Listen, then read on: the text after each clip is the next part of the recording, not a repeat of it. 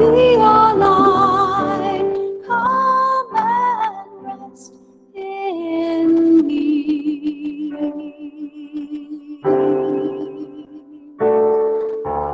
Do not be afraid, I am with you. I have called you each by name. Come and follow me, I will bring you home. I love you and you are mine.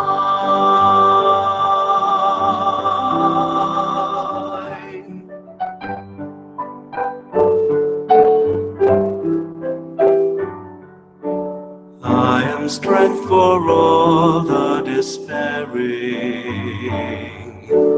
healing for the ones who dwell in shame. All the blind will see, the lame will all run free, and all will know my name.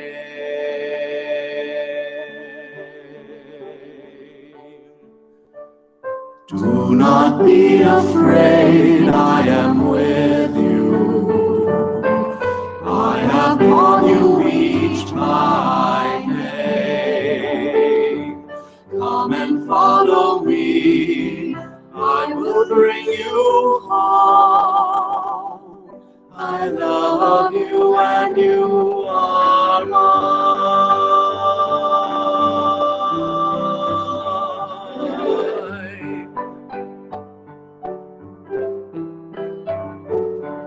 I am the word that leads all to freedom. I am the peace the world cannot give. I will call your name, embracing all your pain. Stand up now, walk and live.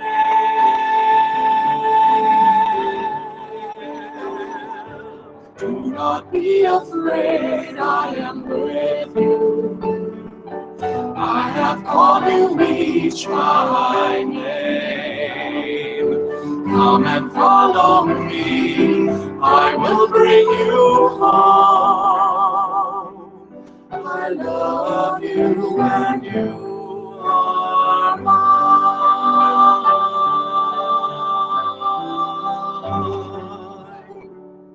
Do not be afraid, I am with you. I have called you each by name. Come and follow me, I will bring you home. I love you and you are mine.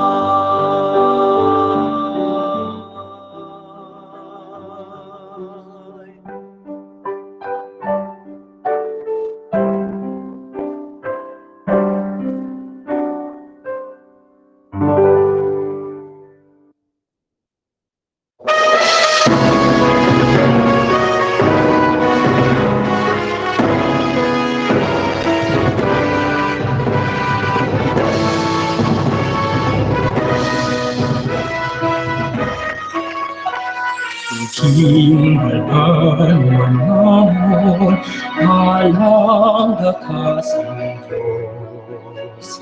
Ingatan mo itipon, padunggan singgugos. Kiniking balanon, tarun damdahan, angamon banacakon, dugo sa imalan. O panuang ginghal, panuang natawan, sang kinikanan, kinainan. O panuang ginghal, ikaw biglaan, ang dapat alagaran. Himbagan namon, alang kasing Diyos. Pangalan mo itipong madunggan singbubos. Kalimutin balanon, karon gambahan, ang amon na tiyakon, buko sa imo lang. O banwang ginghal, banwang natawan, sang kinikanan, kinainan. O banwang ginghal, ikaw gidlaban, ang dapat alagawan. Kinainan namon, halangga ka sa Diyos. Pangalan mo itipon, madunggan singbubos. Kalimutin balanon, karon gambahan, ang amon na tiyakon, bugo sa imo lang.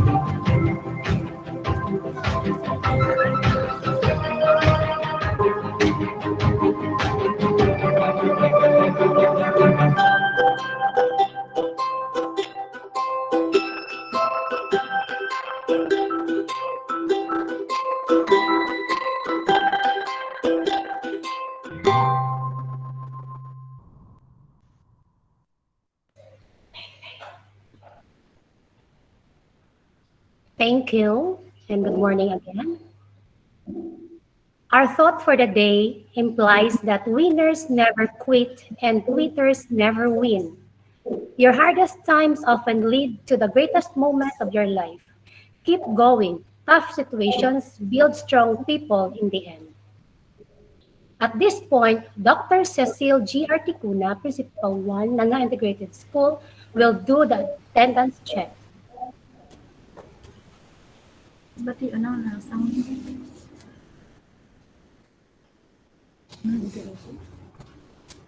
Nag-lag ka na. Oo. Ang signal okay man na. Good. Ano? Proceed, ma'am, proceed. Okay. Good morning. Can I be heard? Yes, ma'am. Sergi? Yes, ma'am, proceed. Okay, so the audio is not good here sa office. Okay, so once again, good morning. It's my pleasure to check the attendance of all the participants in this virtual meeting. So to make the checking of attendance not so long, please open your camera by group na lang when I call the name of your group. So let's start from the group of school administrators. Please open your camera. School administrators, say hi. Hello, Okay. ma'am. Good morning. Good morning. Okay, good morning. Next. Morning. Yes. Please off your camera now. Then we go to the group of the research coordinators. These school research coordinators. Ito bango. Say hi. Say hi. Please say Hi. Tantad lang. good morning. Anak ang group ng nito. Okay, so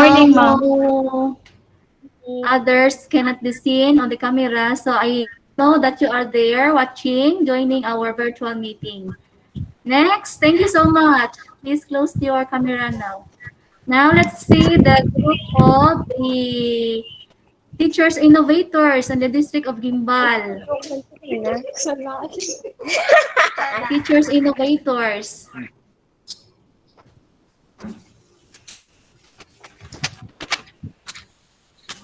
Say hi.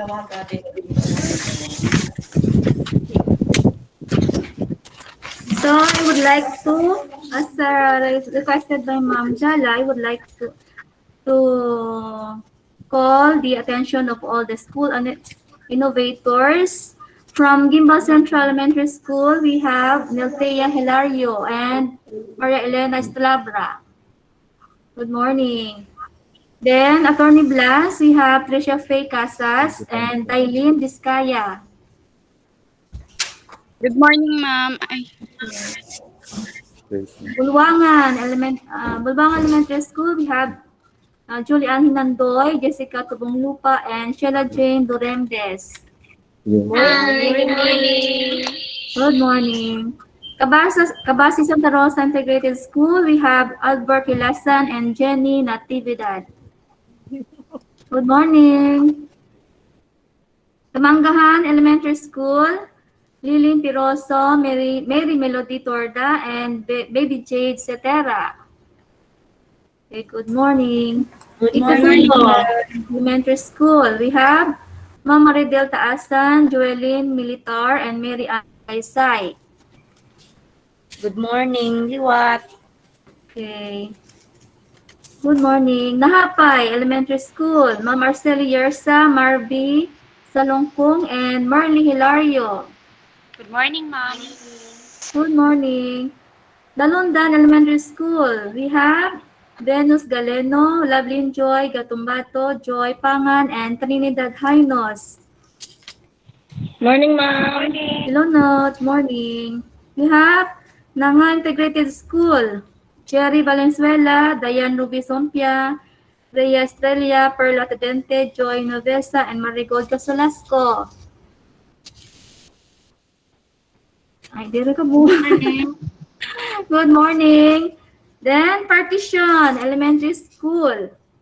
Ma'am Anibet Estole, the only innovator in Partition Elementary School. And we have PJ Garin, Memorial Elementary School, Jorlyn Tan, Milagros Ipulya, and Karen Paniergo. Good morning, ma'am. Good morning.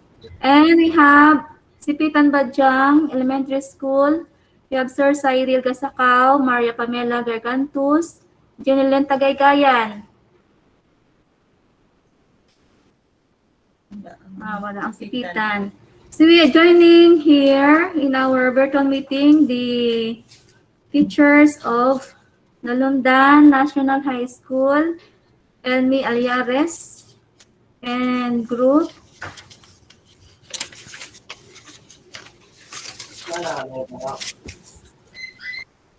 We would like also to acknowledge the presence of our guests. We have SB Fidel Hiyangarin, our SB in charge of education. Good morning, sir. And also we have Mr. Rodolfo Talisay, our PTA representative. Sir, good morning. And we have our district research coordinator in elementary. We have Mrs. Cynthia Ceballos joining, and Mr. Denny Sabido, our district research coordinator in secondary. So, to all of you, good luck. And also we have another one, Sir Reggie Heriani, our district ICT coordinator. Sir Reggie, good morning. Before ko makalimutan. Okay, so that's all. And to all, good morning and stay safe. God bless.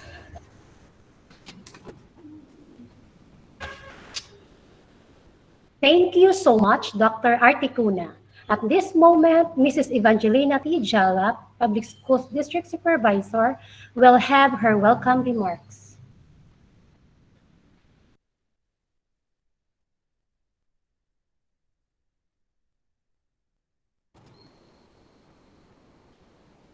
Hello. A pleasant morning to everyone. First of all, I would like to extend greetings to our guest. She is a woman who is always present during our virtual meeting and very ready to lend a hand, especially in research, to help the District of Gimbal. She is our division focal person in educational innovation. She is no other than Dr. Dalia Tamayo. Good morning, ma'am. I would like also to acknowledge our a man, a philanthropist. He is here with us, present, to lend a hand in the Department of Education. He is our Sangguniang Bayan member in charge, Committee on Education. Please welcome Honorable Fidel Giliangarin.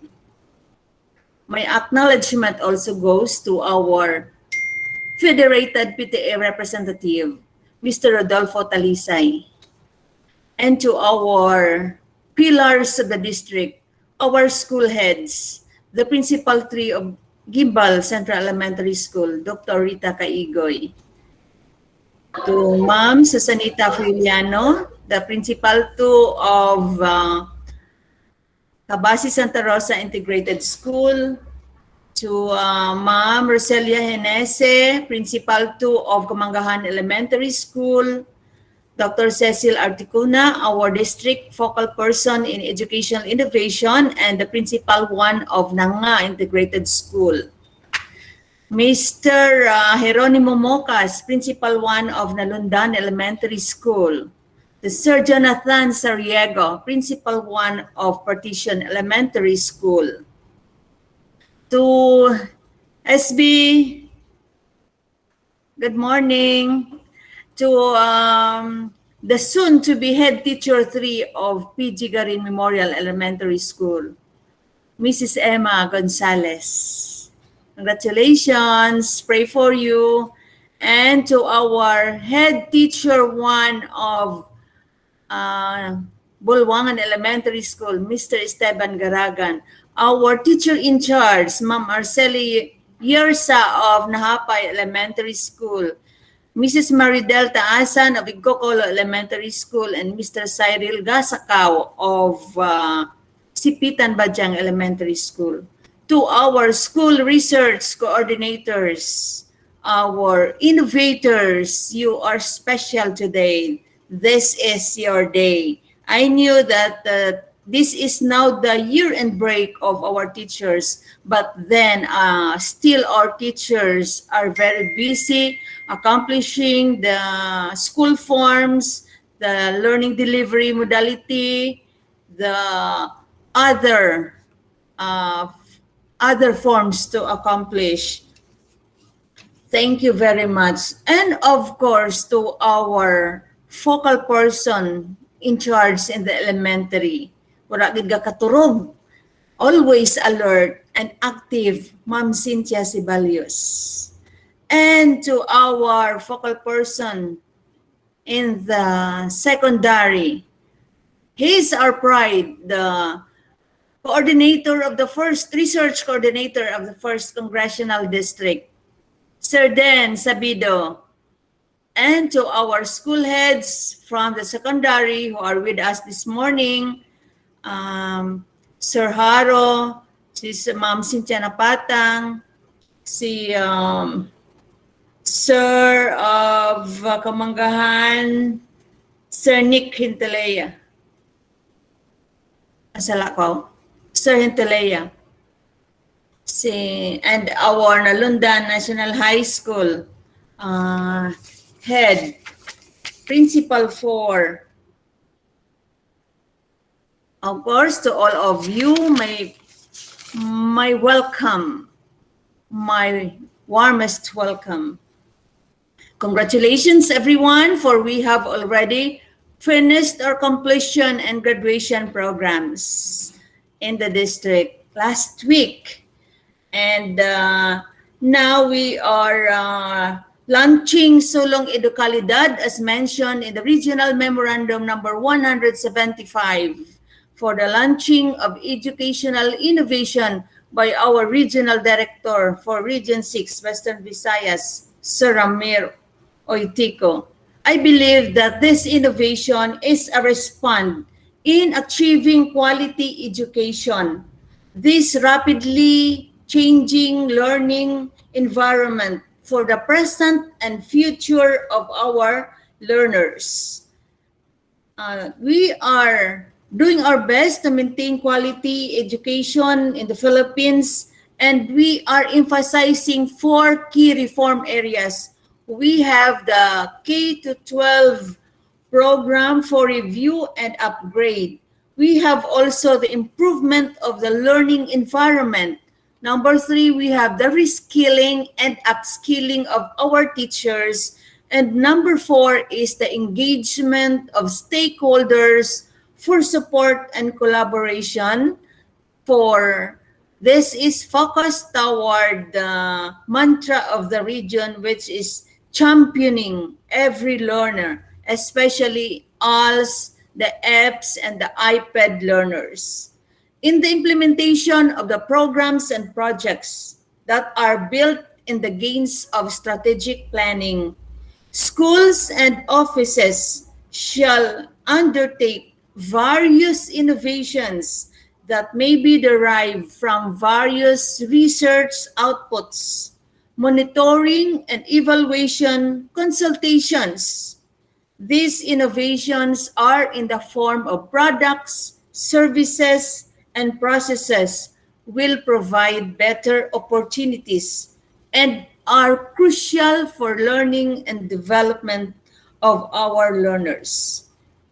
Innovations can help solve educational issues, improve practices, and set standard among institutions, empower program implementers and school leaders in seeking new perspective of educational practices that will benefit our learners to become lifelong learners. So all of us are joining our hands together with the support of Dr. Tamayo and of course with our district research focal person in the elementary and secondary, Ma'am Cynthia and Sir Den with Dr. Articuna. We are doing our best in order to make this innovation helpful, especially to our learners. And our aim also is to select the best innovator to represent the District of Guinbal. So I knew our SB member, Fidel Giliangarin, is here with us present, and Mr. Rodolfo Talisay extending their support to us for this cause, for the lifelong learners of our learners in the field in Region 6. Once again, to all of you, a pleasant morning and let's enjoy the day. And also with us, extending his services in ICT, Sir Reggie Heriani. Thank you very much.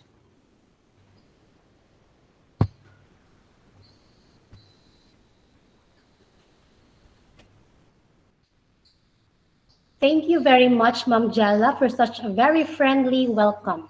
At this point, may we call on again our district supervisor to introduce to us our guest speaker.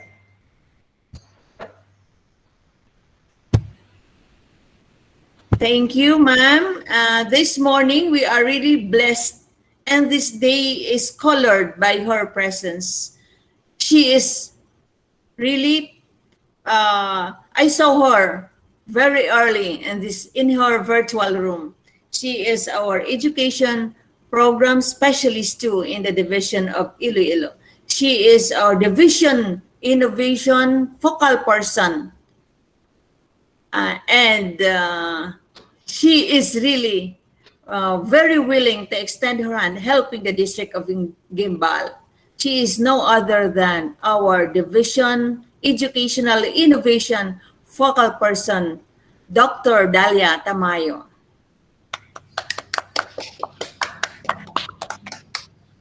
Thank you so much, Ma'am Jala. Good morning, Welcome. Schools District of Gimbal. To all the school heads, all the teaching personnel who are currently present in our virtual activity, to our SB in charge of education in the municipality of Gimbal, to our district innovation focal person and representatives per elementary and secondary level, and to our very dynamic, very creative, and very hardworking Public Schools District Supervisor, Ma'am Jala. Magandang umaga po sa inyong lahat. So once again, I would like to extend my gratitude to each one of you, especially to Ma'am Jala, for inviting me to be part of your journey in the implementation of educational innovation in the schools district of Gimbal.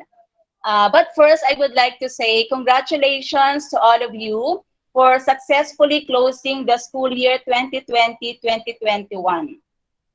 In behalf of the schools division superintendent, we would like to extend our deepest gratitude and sincerest thanks for all of you for your extra effort and hard work for your contribution in the implementation of your school learning continuity plan amidst this pandemic.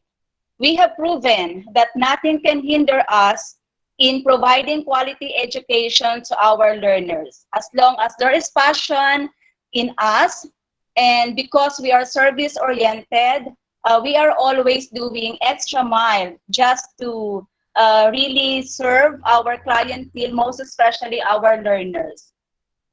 And in this kind of activity, that the Schools District of Gimbal is conducting or doing, I can say that in terms of innovation accomplishment or innovation journey, I can say that the Schools District of Gimbal is in the right path of creating a culture of innovation. So just like in research, I'm very much happy that our technical working group members in the division, at the same time, the first Congressional District Research Coordinator, Sir Dennis Sabido, is also a part of this innovation endeavor in the Schools District of Gimbal. So with his work ethics and his passion, so for sure, what he had shown in the research advocacy, he can also do that in terms of educational innovation in the District of Gimbal. And of course, with all the active participation of all the school principals and the teachers, and with the supervision of Ma'am Jala, everything will go well in your district. And in that, I would like to say my advanced congratulations to each one of you. In this time of pandemic, siguro no, one of the outputs uh, derived from these challenges in the new normal is the creation of the different innovation projects that are addressing the challenges encountered in terms of the implementation of uh, the, the school learning continuity plan, or the implementation or the provision of quality education in the new normal. The regional office is emphasizing that for this year, in the institutionalization of educational innovation in the Region 6 in Western Visayas, it is highlighting the innovation activities, most especially for school year 2020-2021, which is the start of this COVID-19 pandemic. And like I've said, no, congratulations to District of Gimbal, because as I have read the program, I'll just check the program, no? So I'm very much happy to note that for this virtual engagement today, parang ano siya, full package from the update on educational innovation showdown to be given by the District of Gimbal focal person, Dr. Articuna. Then I will be sharing to you or discussing with you how are we going to use the division-initiated rubric for the mechanics. And then you have there, Sir Sabido, to discuss the how to write educational innovation paper outline and how to prepare innovation PowerPoint oral video presentation. So that's very nice, no? And you also have orientation on the flow of virtual district innovation showdown, role of school heads and ICT coordinators, orientation on district innovation, TWG, duties and responsibilities. So very commendable. Kung sino man po ang nag-draft ng program na ito, I would like to give you 100% clap, clap, clap. No, very good. Kay full package. This is one way of providing technical assistance to the innovators, to the school heads, and at the same time to the members of the Schools District Evaluation Committee, whose roles and responsibilities are not that simple. You know, sometimes it's difficult, no? It's more difficult to become the evaluator than to become the one who is being evaluated. Kasi as much as possible, if we are the validators, if we are the evaluators, we have to be very specific, and we have to be very objective rather. So how can we sustain that objectivity all throughout the evaluation process? For us to be in the right path of evaluating something, specifically in terms of the innovation papers, so we will be guided with the rubrics or the mechanics set by the regional office and also by the schools division of Iloilo. And that is my task for today, to present to you the mechanics.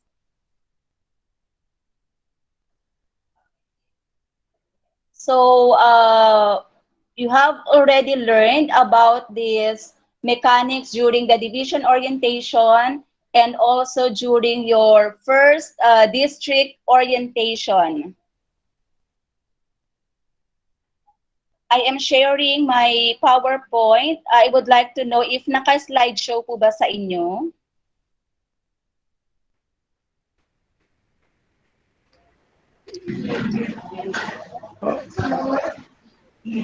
Wala pa ka slideshow, ma'am.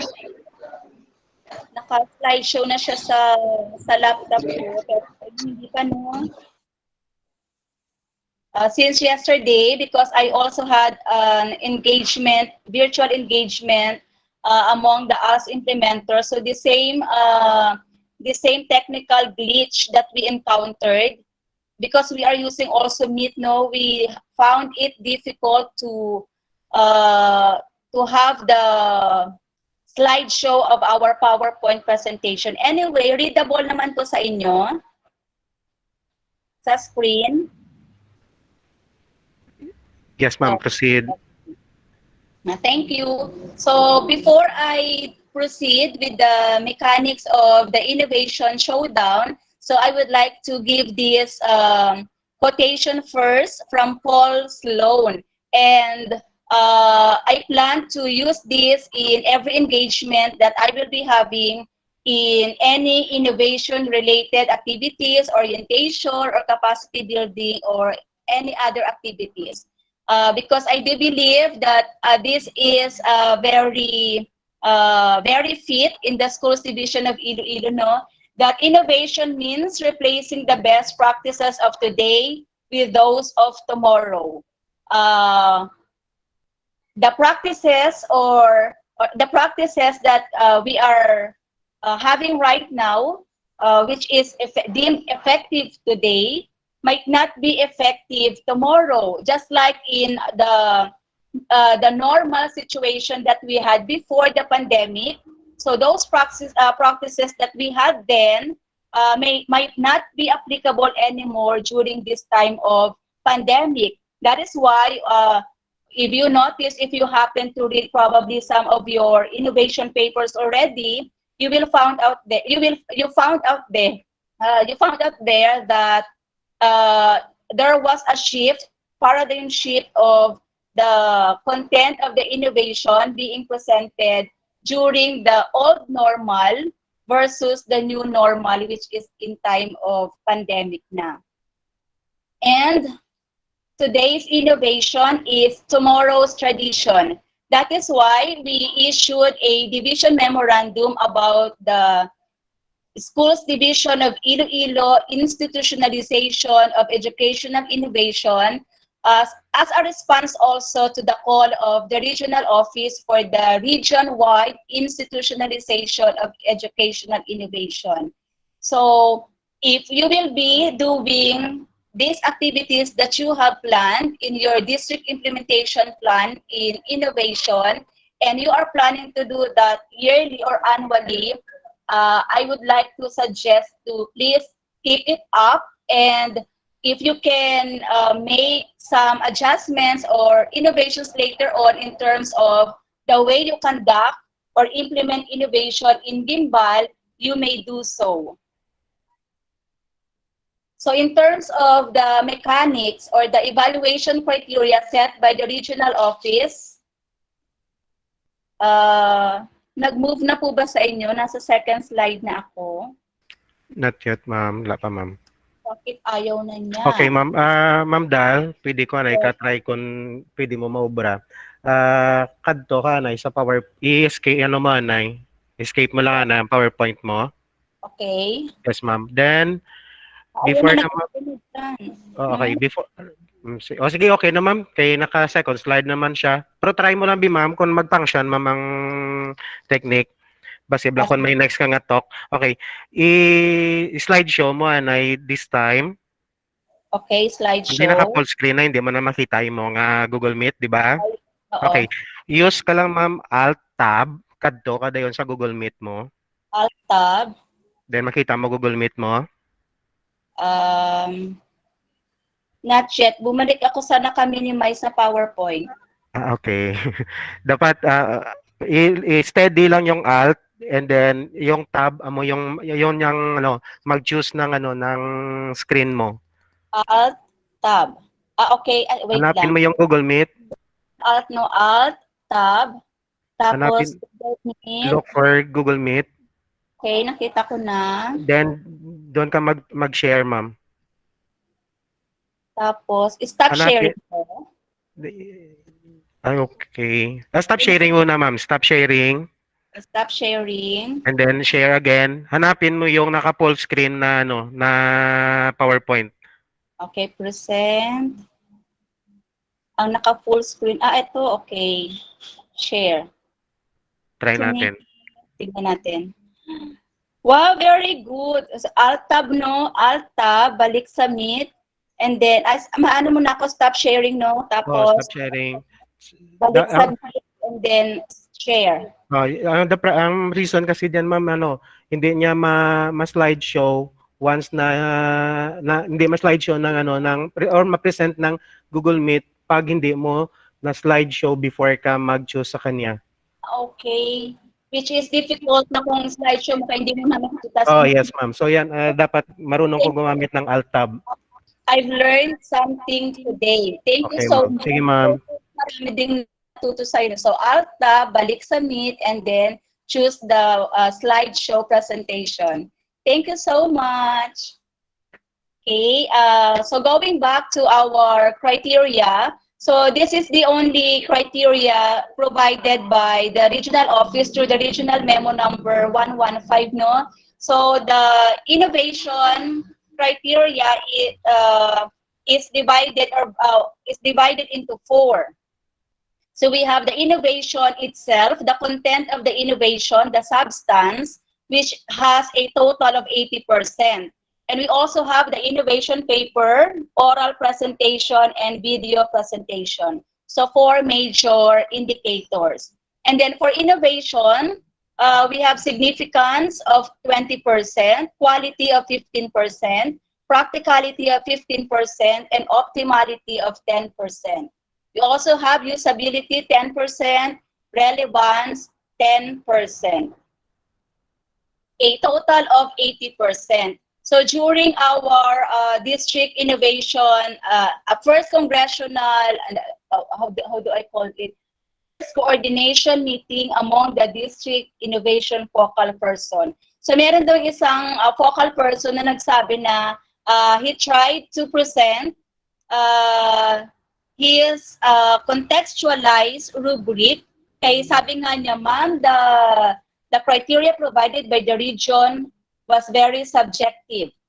So yun ang ano niya. So ginawa niya, katulad din ng ipapresent ko mamaya, so gumawa siya, nag-contextualize siya ng more objective type of rubrics. But I corrected him. I told him na the mechanics was not subjective, no? Pero yung rubrics, yun yung medyo questionable doon kasi katulad nito, 20% perfect score for significance. But how can we give points to the innovator if all the indicators in significance, which is provision of valuable impact to learners, personnel, stakeholders, and educational system of processes, promotes access, quality, and governance of basic education? What if some of the indicators there are missing? So what specific point are we going to give to the innovator? So doon na papasok ngayon yung subjectivity. So that is why in the schools division of Iloilo, we came up with our contextualized rubric, which was highly commendable by the regional innovation focal person, because during our second coordination meeting among the division innovation focal person, it's only us in the schools division of Iloilo who came up with that contextualized rubric. So that is why may edge na kita no sa schools division of Iloilo. And I'm very much happy again to note that in Gimbal, you already in advance, because we plan to have the orientation among the members of the Division Evaluation Committee and District Evaluation Committee on this rubric on August 10 pa. See? August 10 pa yung orientation natin doon, pero kayo sa Gimbal, very much advanced, which is very much okay kasi you will have enough time to prepare your innovators in their presentation. No? Kasi you will have your initial screening before the actual conduct of the District Innovation Showdown. So in terms of innovation paper, so we have here 10% for following the paper for following the prescribed format of the innovation paper, where the content is comprehensive and technically and grammatically correct. So we also have 5% for oral presentation and another 5% for a video presentation. And all of these major components in the evaluation criteria you have it there in your program, no, for today's virtual engagement. So very good na provision of technical assistance. And rest assured that I will be informing our Assistant Schools Division Superintendent in charge of innovation in Iloilo, ASDS Adonis Mosquera, about this activity in your district. So let's proceed now to the rubric. Pag Excel na, wala namang problem, kaya na-share agad. So let's see. I am now presenting the rubric.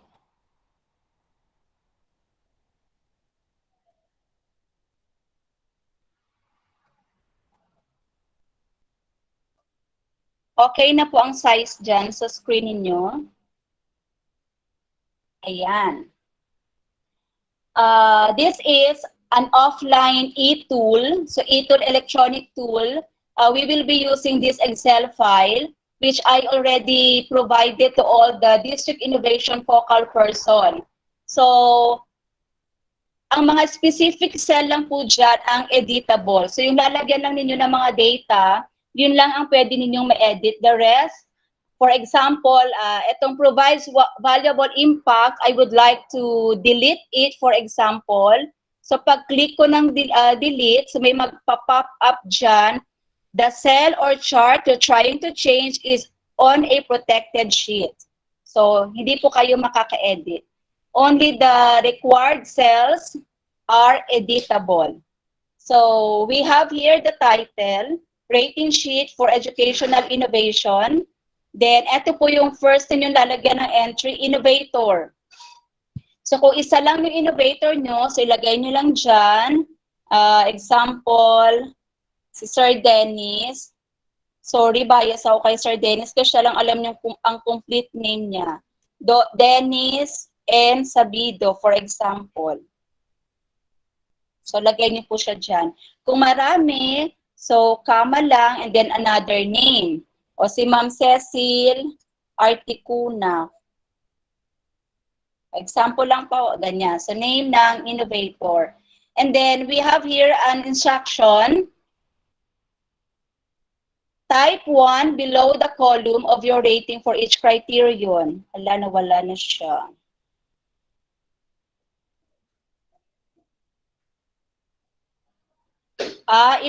Name lang ng innovator. Tapos dito sa innovator 1, nakita niyo po yung sheet sa baba.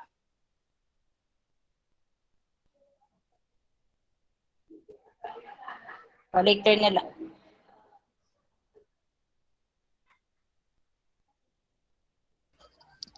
Escape lang, ma'am. Escape. Okay. Wow, ang galing naman Sir Reggie. Sir Reggie, ang District ICT. Yes, Tama ma'am. po ba? Yes, ma'am. Okay, so ito na. So dito, sa part ng significance, himay-himay lang po natin yung mga indicator doon kanina sa regional criteria.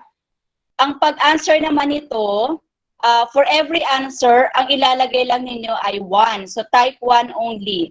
Pero we have here 3 scale, 0, 1, 2. So not exhibited, fairly exhibited, and adequately exhibited. And they have corresponding points. If it is not exhibited, of course, 0 ang point. Pag fairly exhibited, 1 point. And adequately exhibited, 2 points. So yan yung pag nag-compute na siya ng total score. Pero kita, pag mag-answer kita nito, ang lagi lang number 1. No? Kung ilalagay mo lang kung saang column ka mag-answer, ita-type mo lang 1. Example, provides valuable impact to learners. So may discussion doon about the significance of that project to the learners. For example lang, fully discussed. So lalagay ko siya under adequately exhibited. So I'll just encode there 1. Then I'll proceed to the next indicator. Provides valuable impact to personnel. So pagbasa ko ng paper, fairly exhibited lang. So, ma-answer ako under that column. So, ma-encode uli ako ng 1. Basta for every entry, lagi lang pong 1. Provides valuable impact to stakeholders, not exhibited. So, dyan ko siya lagyan 1. Next naman, provides valuable impact to educational system or process. Pagbasa ko, medyo-medyo lang meron, so 1 point lang. Not well established, so 1 point. For fairly exhibited. Promotes access, quality, and governance of basic education. So may discussion siya, nilagay niya halimbawa discussion, access, and quality lang, wala masyadong governance, or incomplete. So nilagyan ko lang din siya ng fairly exhibited. So look, it will generate a total of, subtotal niya, so not exhibited 1, fairly exhibited 3. So may automatic naman siya na summation. And then mag-add ito. And then ito yung ang score niya for significance. 10 points. So 10 out of 20. Ito po yung magiging score.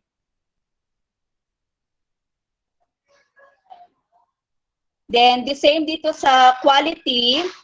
Materials used, products, services, and processes meet maximum standards. O, fairly lang. And then safe siya. So doon siya sa perfect score. Durable, fairly, replicable, walang discussion. So dyan siya. Then competitive, doon lang sa fairly. So magde-generate siya ng total. Itong specific na mga indicators dito, halimbawa, paano mag-a-appear, na paano nyo isusulat doon sa paper, itong in terms of quality, in terms of significance, doon na po yan papasok sa discussion ni Sir Dennis Sabido on how to write the innovation paper. So, i-discuss nyo dyan isa-isa. Mas maganda nga, Sir Dennis, no? Sir Dennis, are you here? Yes, ma'am. Good morning. Please take note po, Sir Dennis, no? Mas maganda, siguro at the end of your virtual engagement today, meron kayong sample, parang finished product na in the format of the innovation paper na required for the district showdown. So meron kayong finished product nun, and then ang mga members ng mga evaluation committee, try lang ninyo, no, yung pwede namang sabay-sabay, so i-flash nyo sa screen, and then mag-evaluate kayo if you have the same understanding of the rubric. So halimbawa, mag-ano muna kayo, i-flash po ninyo, technique na lang po ito, okay lang Ma'am Jala?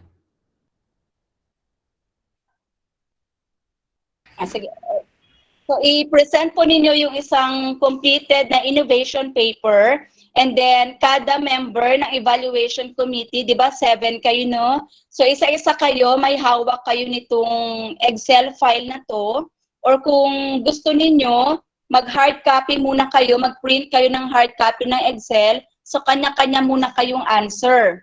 Tapos, pag fill up ninyo, pag natapos na ninyo lahat yung components, hanggang practicality, optimality, usability, hanggang dito sa may video presentation, wala munang video presentation, no? Kaya syempre, paper pa lang naman yung i-evaluate ninyo. So hanggang dito muna kayo sa innovation paper. Then after that, i-present ninyo yung score ninyo. Natutunan ko po itong strategy na to during our training sa NEAP as an assessor. Kanya-kanya kaming evaluate. We have the same paper to be evaluated, and then we have the same rubric to be used. Kanya-kanya kaming evaluate. So after mag-evaluate, tingnan na ninyo ang, balik kayo dito sa per item na. Score pala muna, total score. Halimbawa, sa 7 kayo na evaluators, ang mga score nyo ay 50, 75, 80, 90, 60. 60, 44, mga ganun yung score, no? Kapag masyadong malayo yung mga score ninyo among the evaluation committee members, you have to discuss it again one by one, all parts. Kaya ibig sabihin, magkakaiba kayo ng understanding about doon sa binasa ninyo na paper. So, kailangan ninyong, you need to repeat the process. So, Sir Dennis, no, explain Sir Dennis kada part, sa quality ba, sa significance ba na to, ano to ba yung sinasabi na impact to learners? So, isa-isahin niya ni Sir Dennis uli. And then, another round uli, another paper naman, mag-evaluate uli kayo ng another innovation paper, and then tingnan uli yung average. Kapag magkakadikit, so not necessary na equal na lahat, tigna 90-90, pero closer na yung overall score ninyo, that's the time na you can say that you have the same understanding about the paper and you were able to follow or to use the rubric objectively. So hanggat hindi pa rin nagiging closer yung mga score among the evaluation committee members, try and try pa rin po. So kaya nga sabi ko kanina, very commendable yung activity ninyo ngayon na gimbal kasi mahaba yung time ninyo para mag-practice. Considering that this will be your first time to evaluate innovation papers, so we need to have a lot of exercises so that we will be we will become more familiar with the innovation paper and at the same time with the rubrics to be used in evaluating the innovation paper. So yung part ko lang naman dito na i-discuss, yun lang naman po on how to use the tool. So basta kada answer, just simply encode 1 and it will generate the total score. So answeran ko lang po lahat.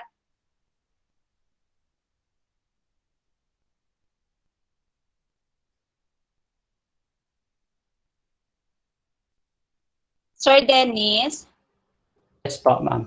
May possible difficulty ka ba na nakikita pag discuss mo ng kada parts? Kaya parang sa research lang naman to, di ba? Yung ano po, ma'am, yung idea for us to come up with this capability building, kasi po, we've seen na parang bago ito, yung paper outline. And it seems like yung mga innovators po ng District of Kimball, most of them, if not all, are not quite familiar yet, no, kung paano maggumawa nito.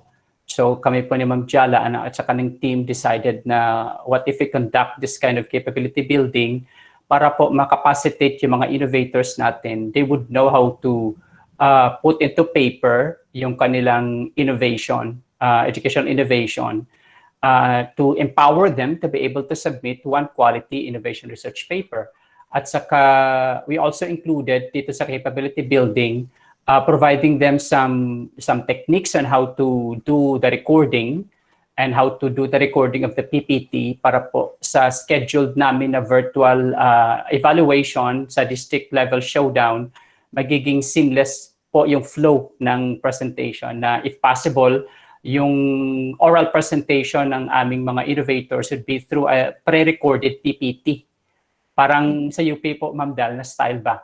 So we need to empower them on how to do it, capacitate them on how to do it. At the same time, this will also boost their confidence po to be able to write one. Kasi kapag wala po itong capability building, they wouldn't know how to do it. So iba sa kanila, siguro low ang confidence on how to make one.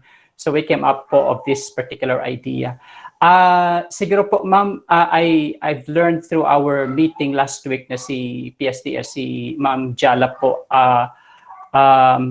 is entertaining po na after this capability building, magpapasubmit po kami sa mga innovators ng kanilang outline, paper outline, and from there, we will have some sort of screening kung sino ba ang ma-qualify for the district level showdown. That's why po we decided to have this capability building early para makapacitate po sila.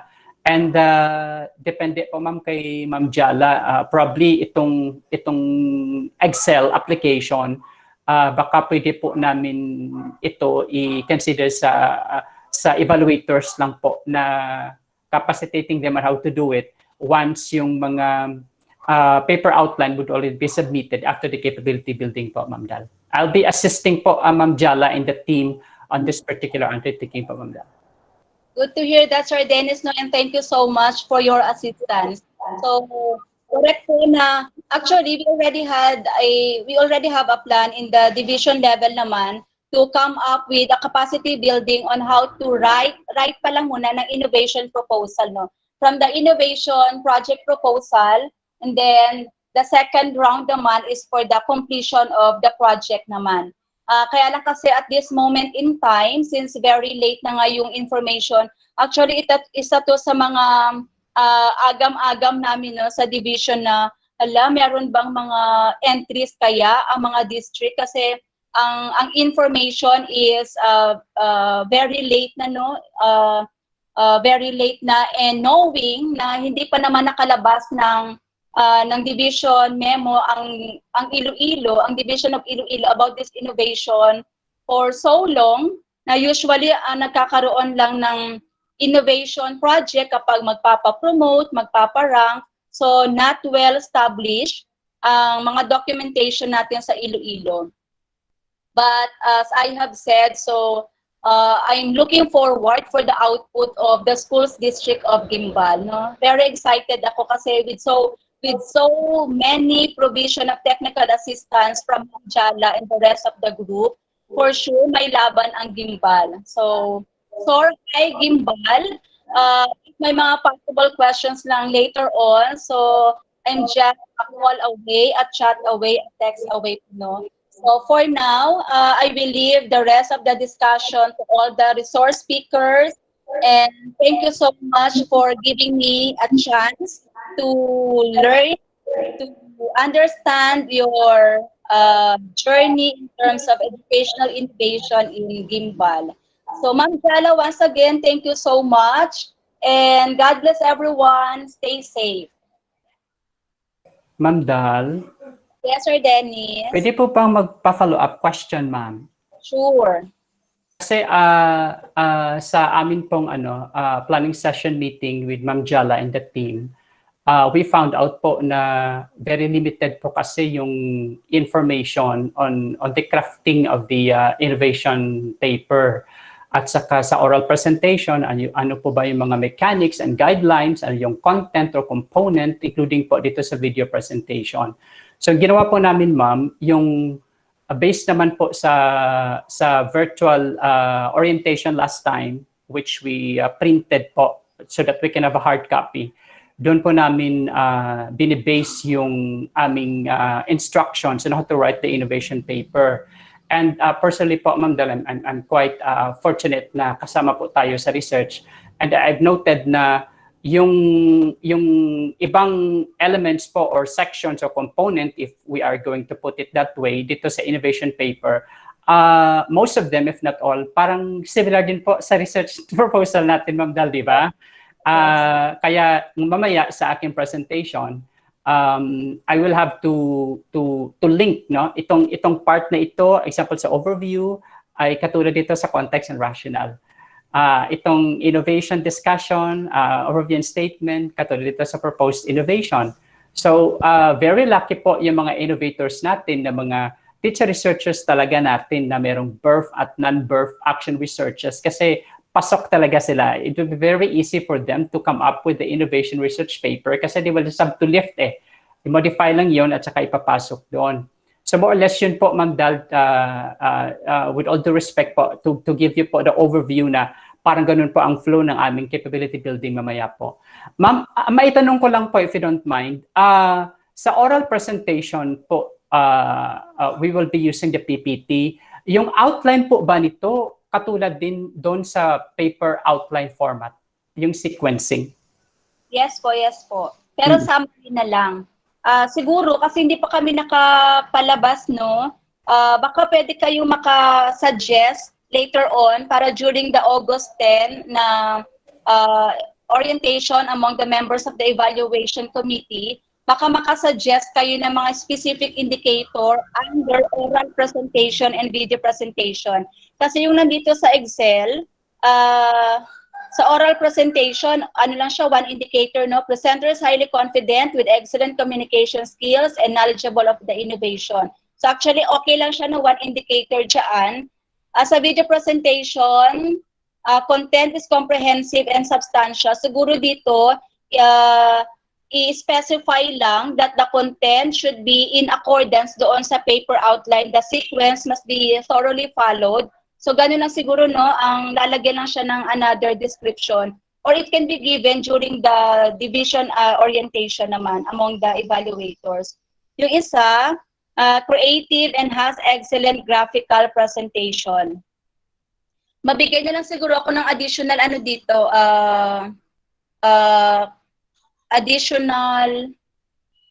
additional indicators. I'll just check kung saan ko siya pwede ipasok dito sa video presentation. Ano ba ang naiisip nyo dyan na video presentation?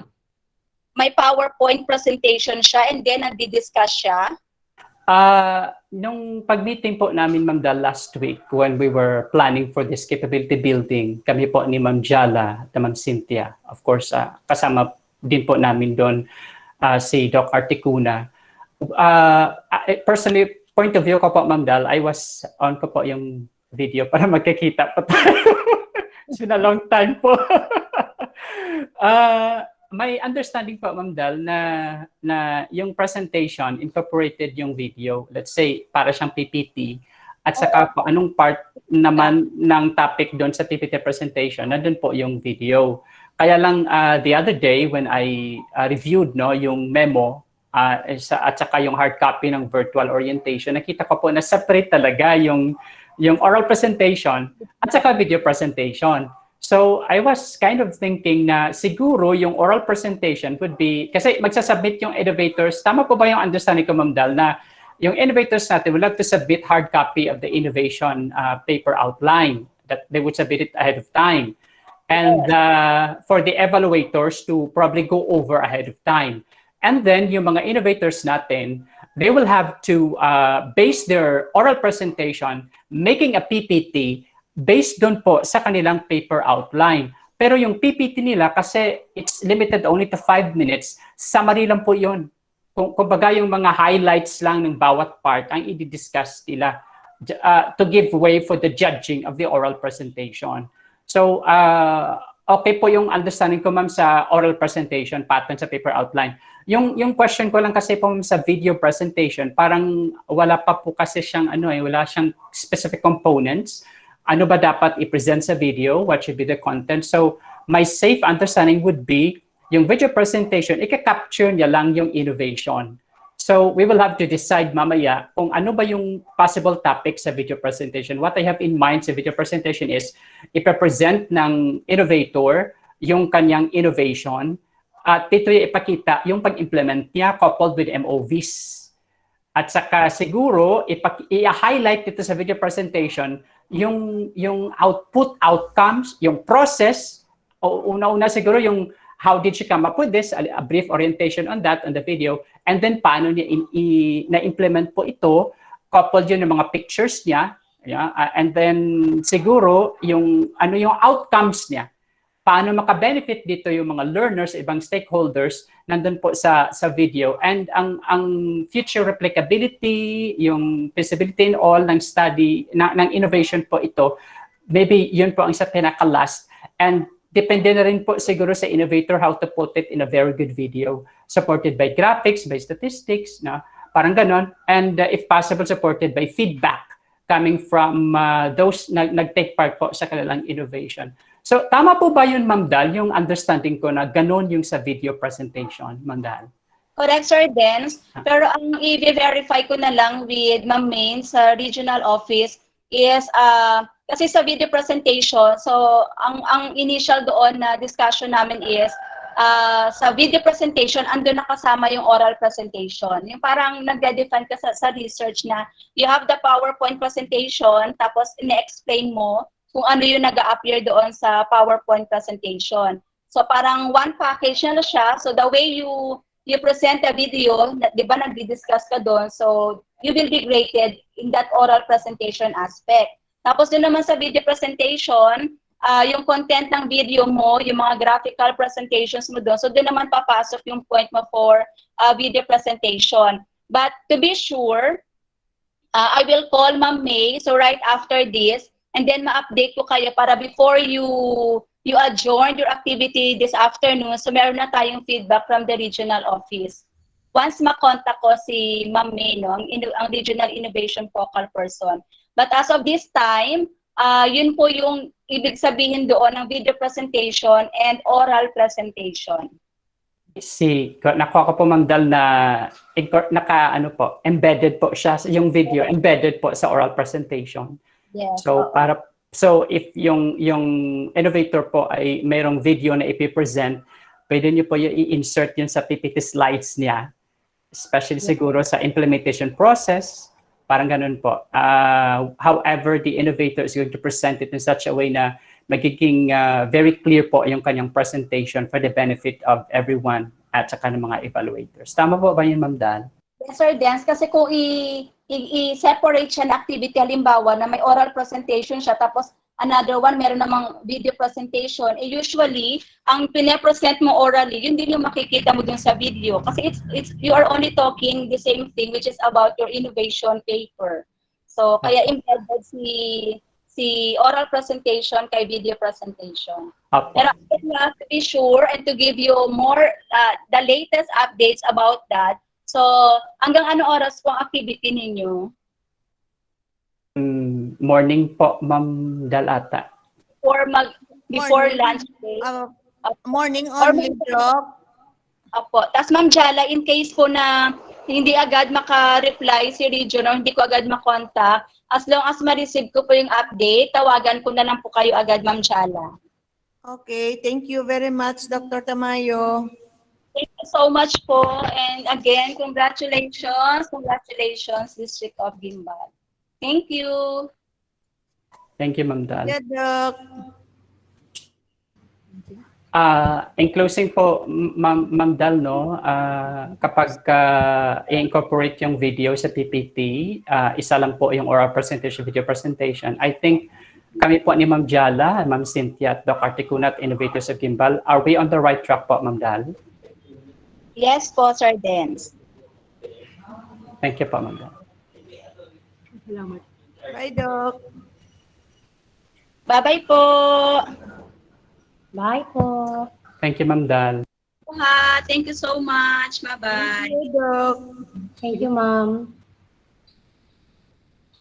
Thank you so much, Dr. Tamayo, for such a very informative and encouraging presentation. Kang Excel ka to? Soft copy? At this juncture, may we call on again Dr. Cecile Articuna, Principal 1, Mga Integrated School, for the update on Educational Innovation Showdown.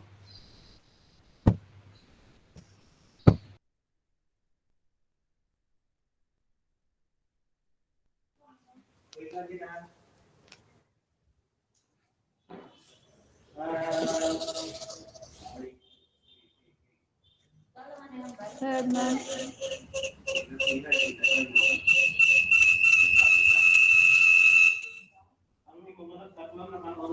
I-off ko lang dyan.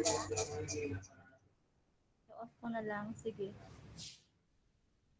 Okay lang, Chi.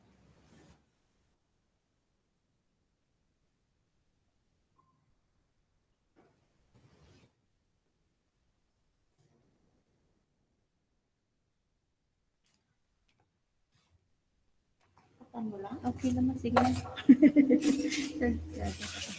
Good morning.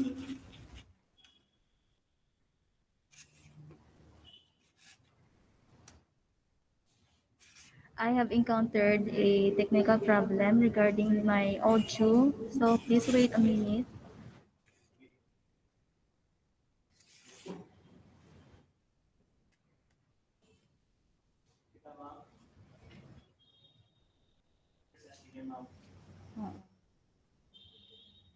So, once again, good morning.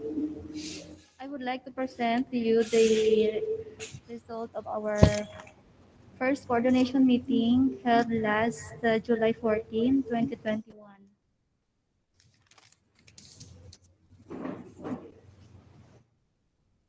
Next week.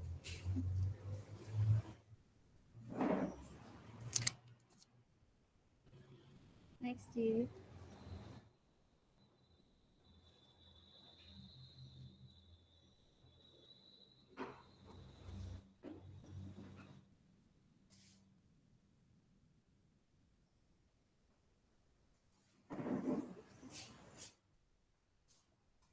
Okay.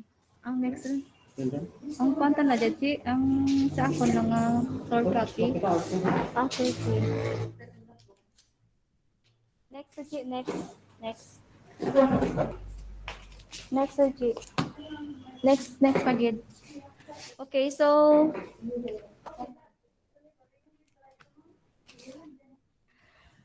here is the implementation plan. Can I be heard?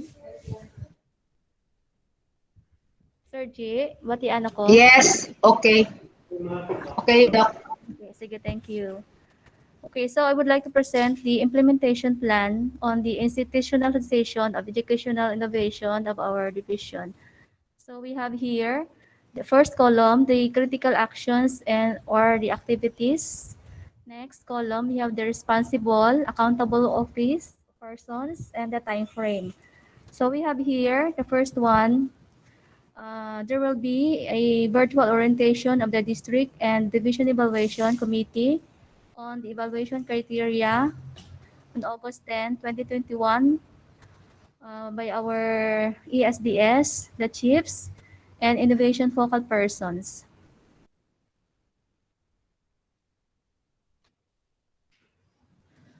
Then by August 16 to 2021, we have our district level innovation showdown. Responsible persons, we have the district evaluation committee. Please take note the time frame, dear teacher innovators. Then on August 16 to 2021, we have the monitoring of the district level innovation showdown, division field by the division field technical assistance team. On August 25, 2021, we have the submission of the district innovators of the year, district innovation focal person by the district innovation focal person. So this is already we have already the result of our district champion for the innovation. So the date will be on August 25. And on September 6 to 10, we have the division level showdown. And this will be the responsible person. We have the division evaluation committee. And October 21, submission of the division innovators of the year by the division innovation focal person. Okay, so that's the implementation plan of our division. And we have our innovation banner. So we have here, you have seen on the screen, the banner. And we are, Ma'am Jala, if we can have this to be posted in our front of our school. Ma'am Jala, our tarpaulin. Yes. Yes, the innovation banner. Next, Sir G. Sir G. And we have here the Innovation Showdown 2021. These are the things that we are going to consider. This is found in our division memorandum. On August 16 to 20, we have here. Also, this is our banner. No? This can also be posted sa aton nga district office. District level and division level. Sorry, G. And we have also all participants. This is the certificate of recognition to be given to the winner in our district level. So there will be only one winner to be considered as the champion, and he or she will be representing our district in the division level. So the rest of the participants will be given a certificate of participation.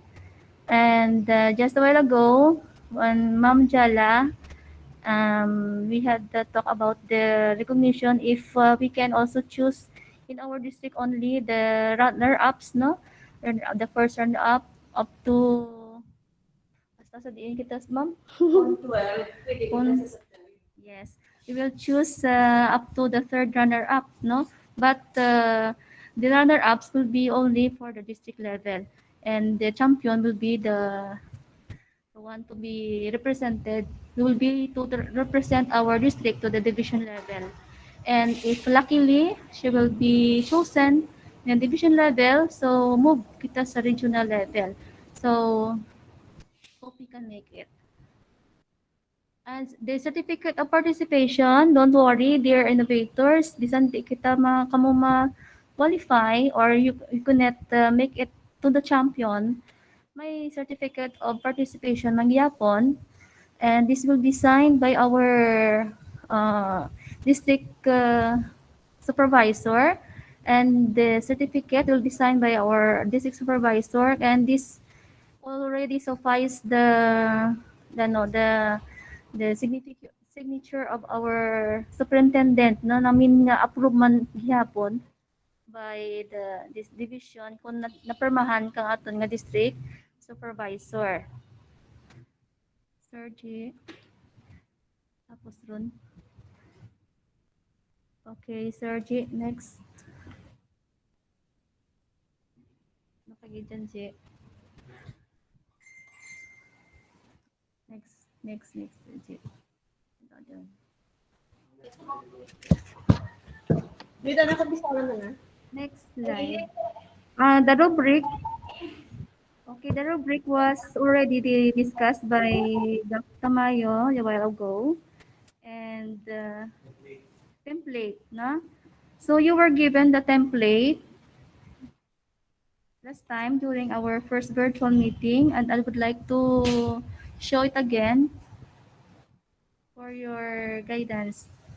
Sir G.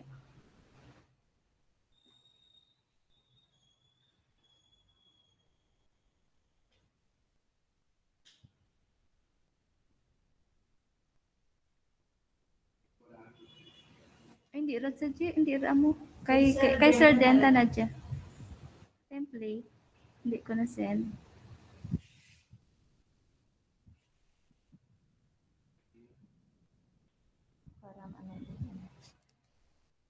By the way, Sir Den, Ma'am Cynthia, okay man ang suggestion ni Dr. Articuna nga ma-select kita first runner-up, second runner-up, and third runner-up. Aside from our champion. Yes, ma'am. Oo. In line Okay naman. in line man Is nila na- ma'am sa in line man nila sa DepEd goals, mission and vision nga quality, equality, equity. Okay. Anyway, we have 12 different innovations. May I know kung sa Sipitan Badyang may sa akon copy balawa i-title ang inyo nga nga innovation. May Jan Gidman, Sir Cyril, Maria Hello, Pamela, ma'am. and Jeneline. Hello, ma'am. Tagaygayan. Good morning. May Jan, ma'am, head. Morning. Good morning, Okay. ma'am, head.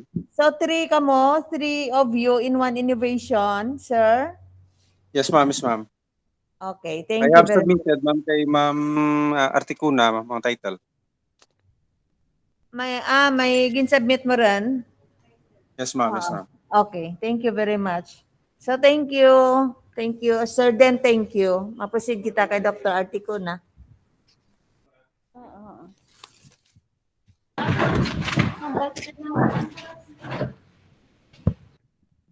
Okay, so we have here the division format of the project proposal for innovation. I know you have already the copy of this one. I just have it present again for your what we call that, a revisiting the template. Mouse lang. Okay, so we have here, we are going to use the A4 size, paper size, font style Arial, font size 11, alignment justified, and spacing single. So you write there the title of innovation, innovation category, name of innovators, school, office, district, date of implementation, your contact numbers.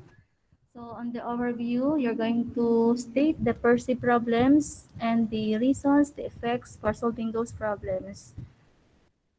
Or you may include literature and statistics. So explain what needs or problems you are trying to solve and why these needs or the problems are worth solving. State your basis whether needs or the problems are based on the result of school monitoring, evaluation, and adjustment or the MEA. Priority improvement areas in the school improvement plan, SIP, classroom observations or researches. States how the innovation will be resolved or will resolve the problem stated. State the relevance of the innovation to the department's vision, mission, and goals.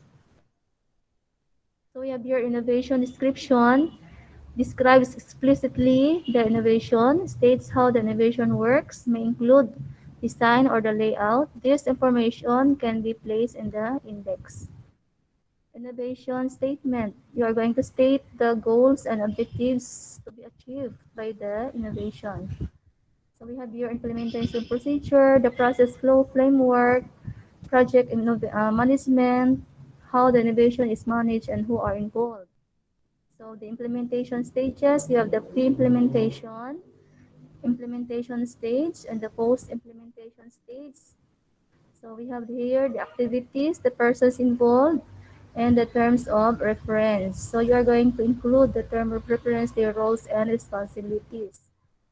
Timeline of your innovation during the pre-implementation stage, implementation stage, post-implementation stage. And the resources utilization during the pre-implementation, implementation stage, and post-implementation stage. We have the progress monitoring, date of monitoring, and your references and the mode of verifications. So, dear innovators, uh, before the showdown on August 20, uh, can we have can you have can you submit your the hard copy of your innovation for Ma'am Jala to sign and the rest of the for her to approve your innovation before the showdown.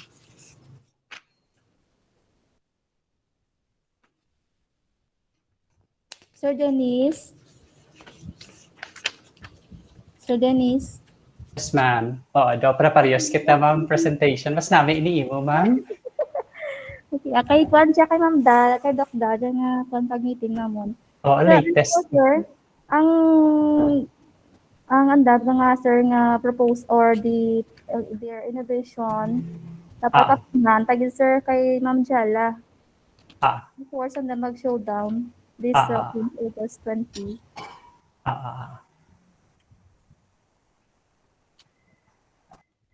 Mas namin ni gani doc ang gin-prepare ni Ma'am Dala mo ni bala kay samtang gabalay ako sa ako ni PPT do tama gid ka generic no kung sa memo lang kita mag-base tama siya ka generic ang outline bala so nami ini doc kay at least na anong kit siya o na present kit siya bala maayo how I wish that our innovators would have a copy of this no para mag-guide ta sila mas detail ganit ni doc compared sa akon nga PPT kay ako na PPT daw gin ano ko lang gin assume ko lang bala nga amo ni gina expected niya.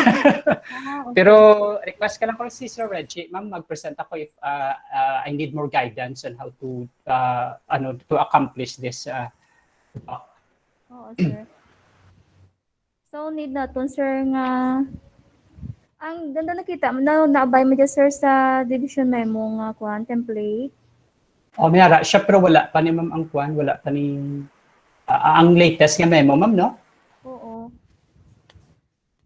So this ano na dyan sir ang slide man siya gani ni Doc Tamayo nga gin kwan kuman kin make use kuman lang. Mga kita siguro ma'am kung i-share natin sa aton innovators na may paginti kon kwan ma'am no soft copy para more or less Kay Ma'am Eves, I'm planning man bala Sir Reg, Ma'am Cynthia, and Doc na sa aton mantra sa district bala da make things easy for the innovators. Makakam up kita Sir Reg sang Word document bala nga template nga embedded na ining mga headings, no? Ara na da ang spacing, ara na dira ang format, ara na ding mga tables, parang aton nga mga innovators but later on we just have to encode na lang sa ila nga mga output dira sa outline para maging mapos sa ila kati knowing this is the birth pains bala doc how kay first time ini Wala uniform sir no. hindi tanan pa nakabalo sini kay para sa aton bala Ma'am Eve sa research Ma'am Cynthia and the rest of the teacher researchers naton sa District of Kimball are privy to this nga isa sa mga reasons nga modesty aside no kita sa first district ang isa ka one of the best performing districts sa pag-deliver sang damo nga mga proposals because na we fully support no sa aton mga teacher researchers by making things easy for them. There was even a time nga naghimo kami Ma'am Eve sang Word document nga template bala sa research proposal nga ara na daang tanan nga parts naka-program na siya, naka-format na so that ang imuon na lang sa teacher researchers to encode no their content into the Word document. Siguro we can kami ni Sir Reg maka-collaborate kung okay lang kay Sir Reg nga mabalay naton ini parang i-send out naton anytime from today. Gusto nga dira na lang ma-encode ang aton nga mga innovators para maging hapos sa ila ang pagbalay.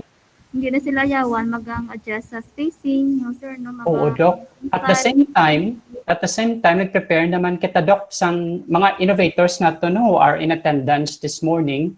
Nag-prepare naman kami ng mga focal persons sa inyong master PPT, nga template for the oral presentation. Ara na da, may template na kita. All I have to do is unahon lang himo ang ining aton nga innovation paper outline. And after this, may PPT template na ka mga i-present ka man karon. Himuon na lang, i-enter na lang tang inyo mga input sa PPT para maging mga post na nagyadya sa inyo tanan-tanan. And probably later on, makashare man si Sir Reggie sa iyang mga experiences and expertise kung paano mag-record sa PPT kag paano man maghimo sang video, sort of videos. No? It's part of our capability building para sa subong nga aga. Sige, Doc, much of this i-discuss ko karon sa akon nga part, Doc. Thank you.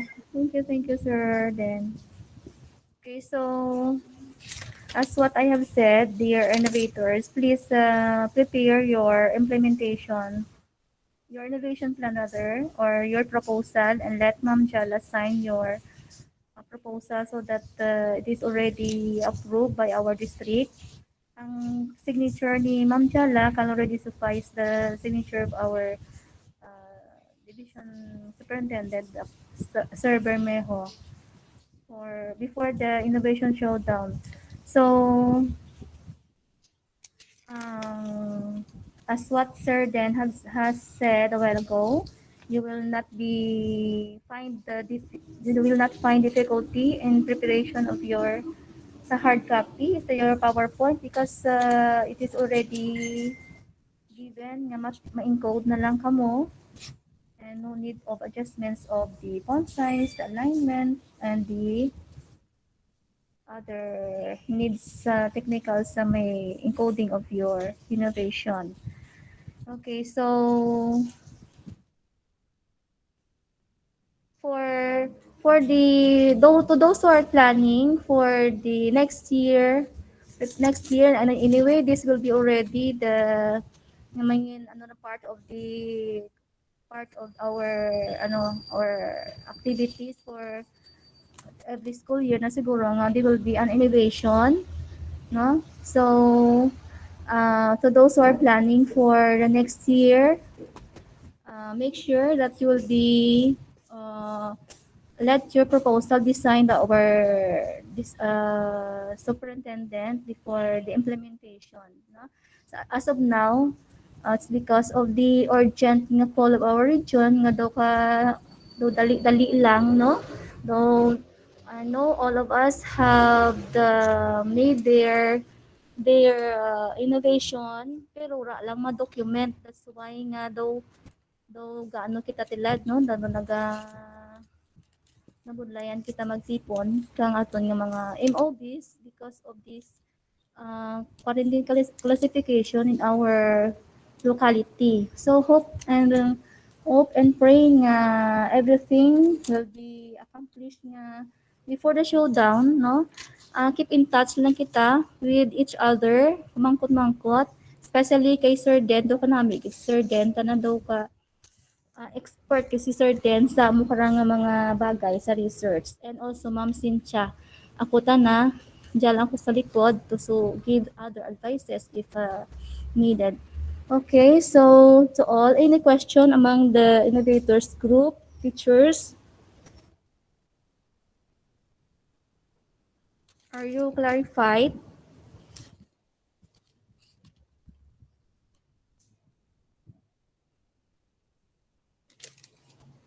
So I think I don't have any other concerns to be discussed. Thank you so much, and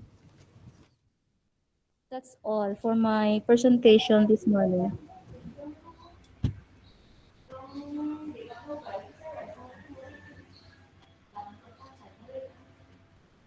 Thank you so much, Dr. Art Ticuna. At this time, our first Congressional District Research Coordinator and secondary focal person, Mr. Dennis N. Sabido, will give us the idea and guidance on how to write educational innovation paper outline.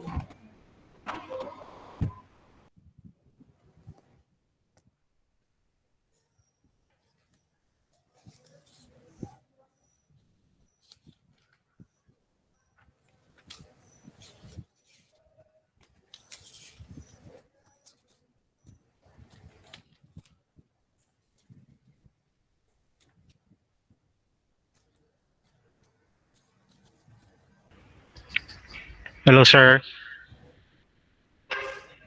Sir Dennis.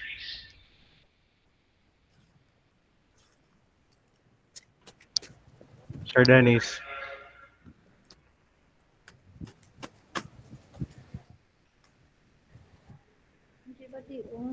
Hello, Sir Dennis.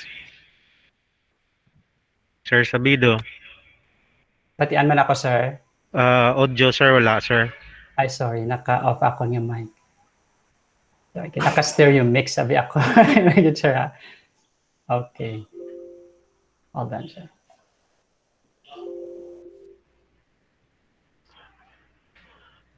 Okay. Try me what, sir.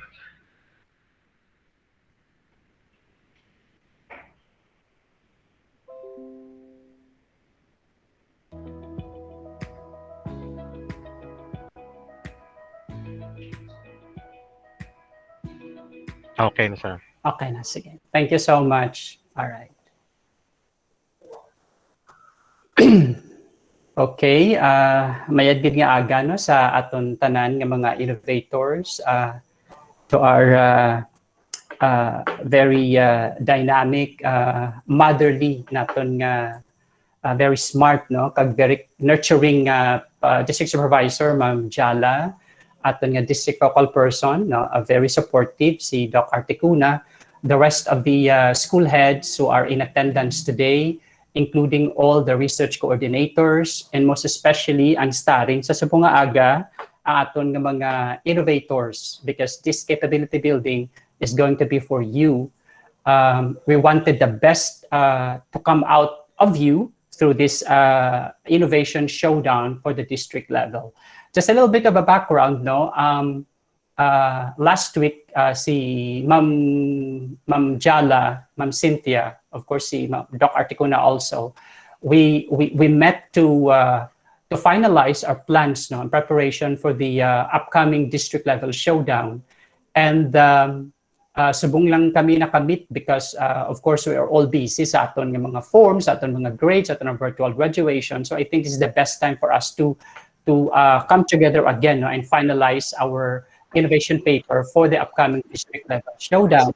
And so we came up with this capability building, and I would like to congratulate the team, including tanan kita nga mga innovators sa District of Gimbal, because we are doing it right. We are doing it ahead of the division through this capability building program naton for the innovators.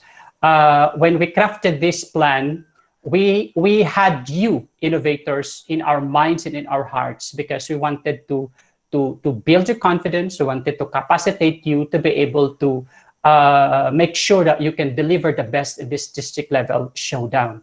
So one of the highlights of this morning's capability building is to teach you how to write educational innovation paper outline in preparation for the district innovation showdown, which is going to be on August 20. So most likely it's about a month from now. Pero since you will be made to submit sa inyong innovation paper outline anytime soon, i-discuss na ina ni Ma'am Jala in a little while. So I would like to invite the attention, especially of all our innovator participants in the showdown, to pay attention to this presentation so that you would know personally how to come up with your own innovation paper outline. So na-discuss na ini in part ni Doc Articuna just a while ago, pero i-discuss ko lang in detail. Let me start with the general format. Although we made it a point na mahimo kami sang Word document with all the headings, with all the logo, naka-format na siya ng Word document, kay i-send ini sa inyo siguro in, let's say, mga in 2 or 3 days time, or probably the latest weekend or by Monday, para maging makapos na lang sa inyo ang pag-prepare sa paper outline. But then it still matters that all innovators should also understand the general format for future reference and for future use. For the general format, you are going to make use of A4 paper size. And then the font style is Arial. The font size is 11. The alignment is justified. So i-fit na inaangadaan namon sa Word document para mangin mapos na lang sa inyo tanan-tanan. And the spacing is single space. So in the Word document format that we are going to send out to you, nakaplastar na ini siya, my dear innovators, para hapos na lang sa inyo. But just the same, keep in mind that this is the general format of the innovation paper outline from then on. Now, moving on, earlier it was also presented in the presentation of Doc Articuna, atong nakabalay bala sa kilid nga may mga colon siya, amoning outline. Pero what I have in mind, siguro kita sa District of Guimbal, to make it formalized, we can have it through a title page. So a title page ta siya.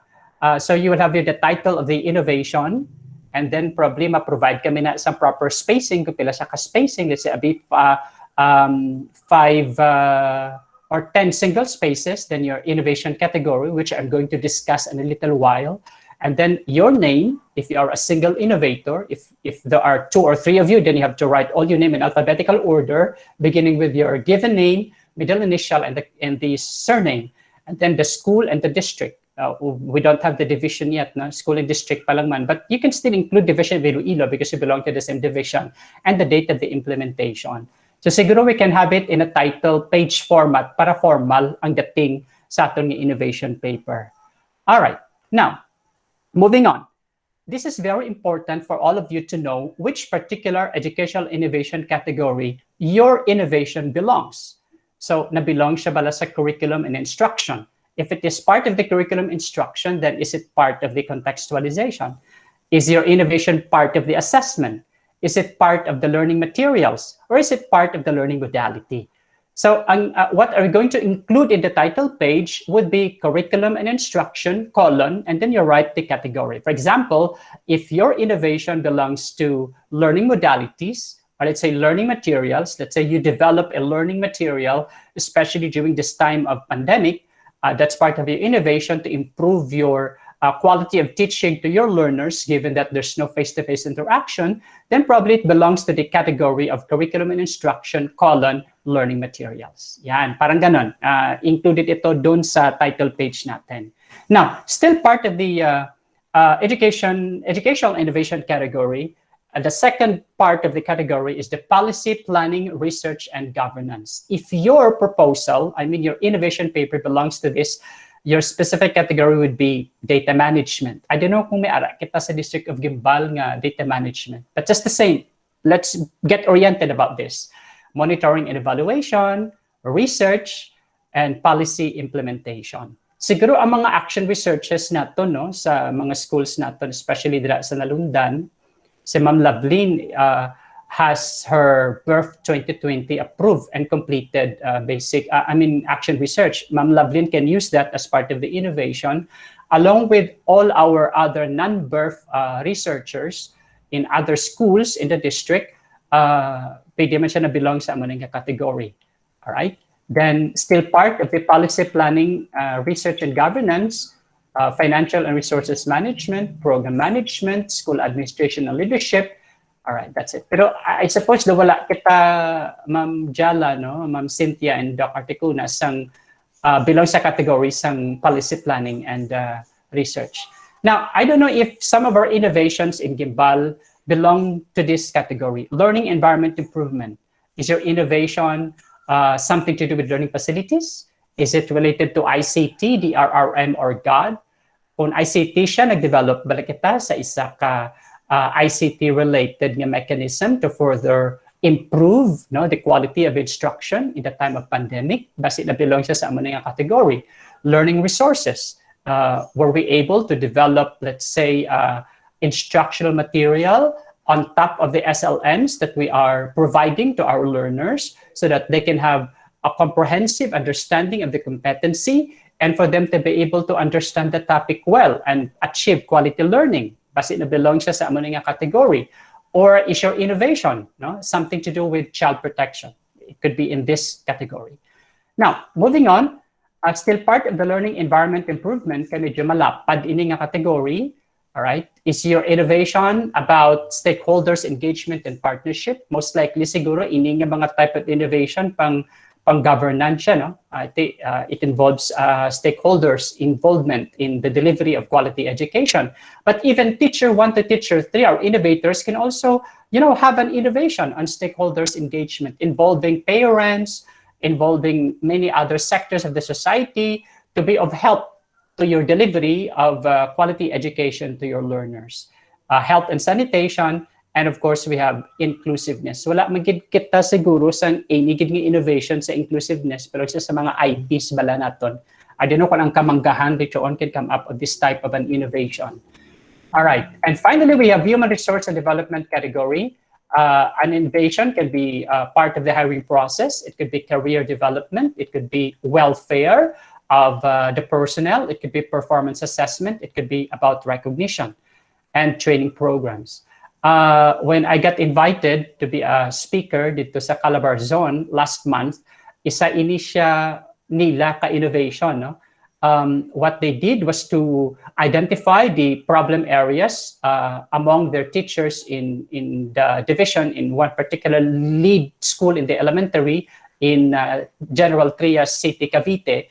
And then out of the data mining of that school, the school had decided to innovate a training program to further capacitate their teachers so that they would properly address the problems and concerns and issues and concern of the school for the past year. So ila innovation dito is through a training program.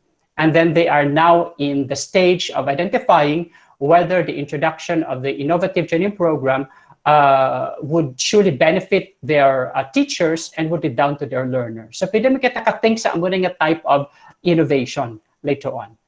All right. And finally, the last category of the educational innovation category would be about the ALS, the SPED, the iPad program. Is your innovation something to do with instruction, curriculum, assessment, and social welfare? And finally, still part of the ALS, SPED, and iPad program, does it have something to do with access to education, cultural preservation, skills empowerment, and values formation and community involvement? Let me just highlight ining access to education. Actually, access to education is one particular good category for innovation for our future innovators. For example, I've seen through Dep and Teaches that dito sa Region 3, the Assistant Schools Division Superintendent took pride in discussing that one of the teachers developed this particular innovation when it comes to access to education, especially when certain schools in one particular area in Central Luzon were under quarantine. May mga lockdowns. So the great challenge for all the teachers there was how to be able to send out their SLMs to the learners, knowing that they cannot go out. Otherwise, they would run the risk of getting infected with COVID, including the learners and the parents as well. So what one particular teacher did there in order to achieve access to education was to innovate out of the problem in that particular situation. What she did was to come out with a brilliant idea to achieve continuing access to education despite of the lockdown. So itong iya nga innovation, my dear innovators, was to come up with mobile SLMs. So instead nga maghatag siya sang SLM iyang module nga manual nga i-deliver o pag-pick up po sa school, nag-develop siya iya sa isa ka app application sa Reggie sa smartphone, no? Tapos ang tanan ng mga SLMs dito, gin-convert niya into a file dito sa application sa smartphone so that learners can access the module through the app. And nag-develop pa gid siya sang answer sheet nga downloadable man sa amo na nga application sa smartphone. So the engagement now of learning is through the use of application in the mobile phone, in the smartphone. So mag-send siya sang SLM nga ara sa smartphone sa app niya, i-access na niya sang learner, i-download niya sa iya balay, pwede siya kasabat. And then iyang answer sheet man dito mismo sa downloadable man niya activity sheet dira sa app, kay dira man siya direkta makasabat, kay i-send man dito kay sir niya.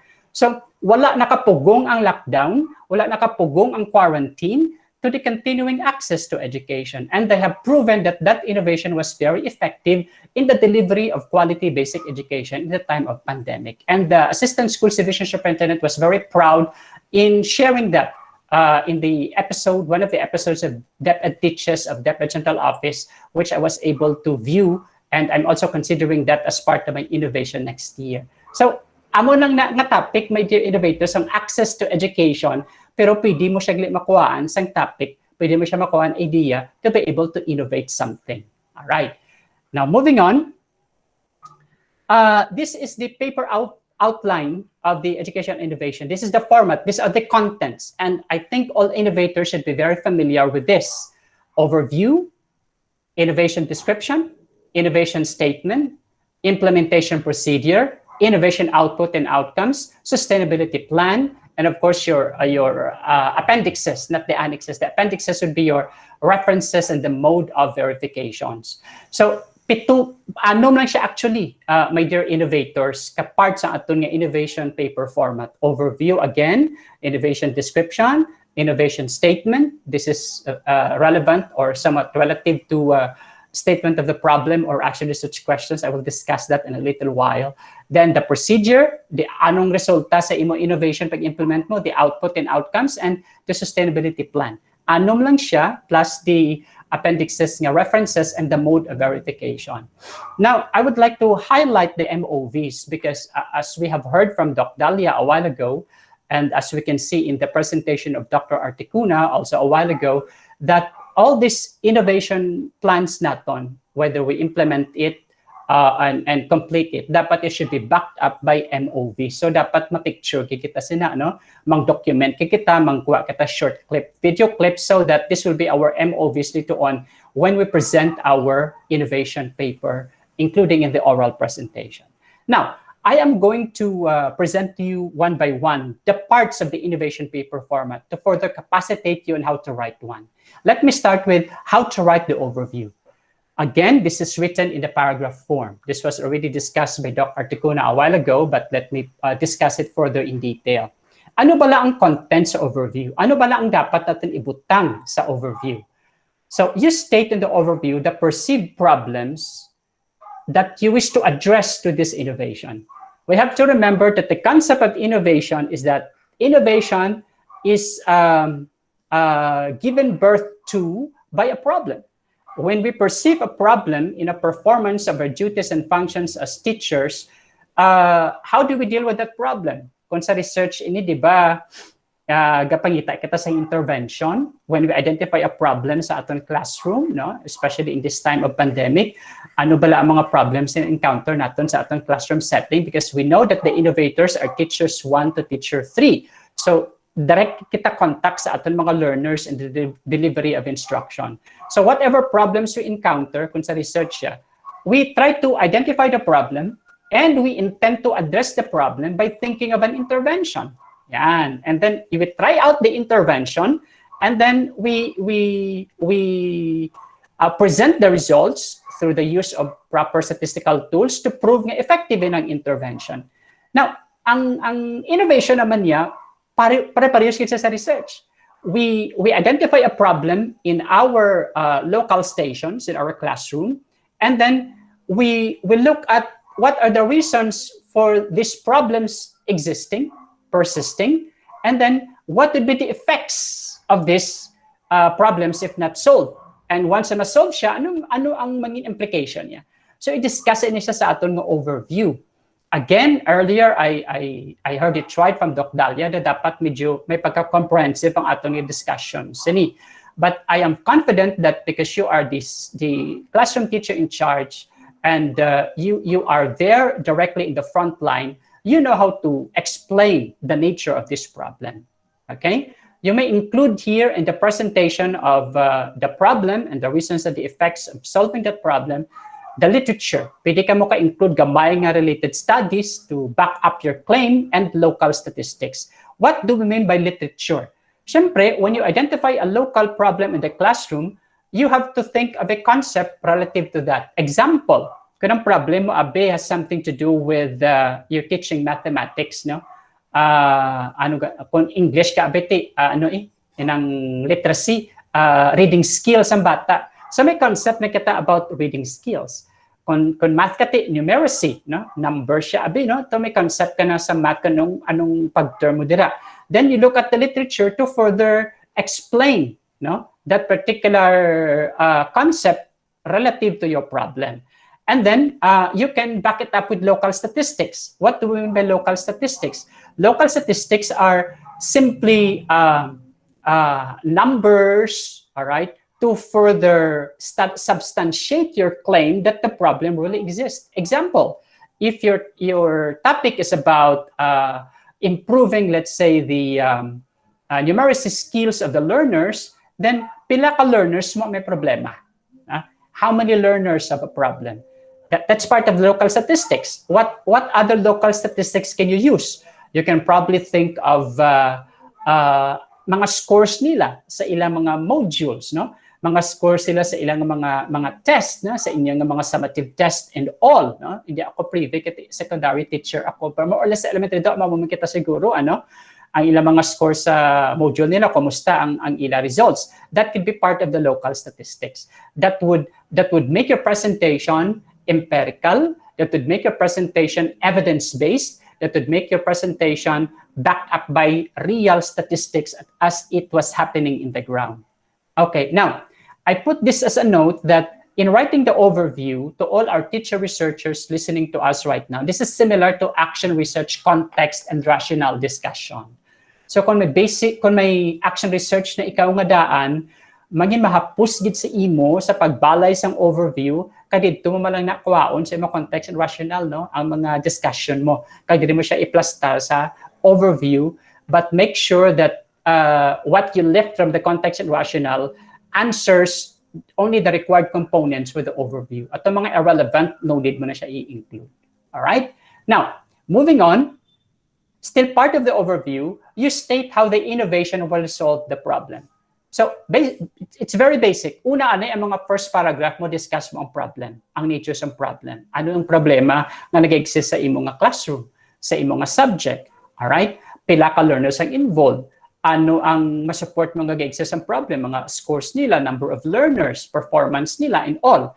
And then, kung may problem nga nag-exist, then, you think of addressing that problem by coming up with this innovation. So your innovation will try to resolve the problem stated. So this time you identify your innovation, you discuss your innovation, and you briefly discuss, kaya i-discuss mo na siya in detail in the other part later on.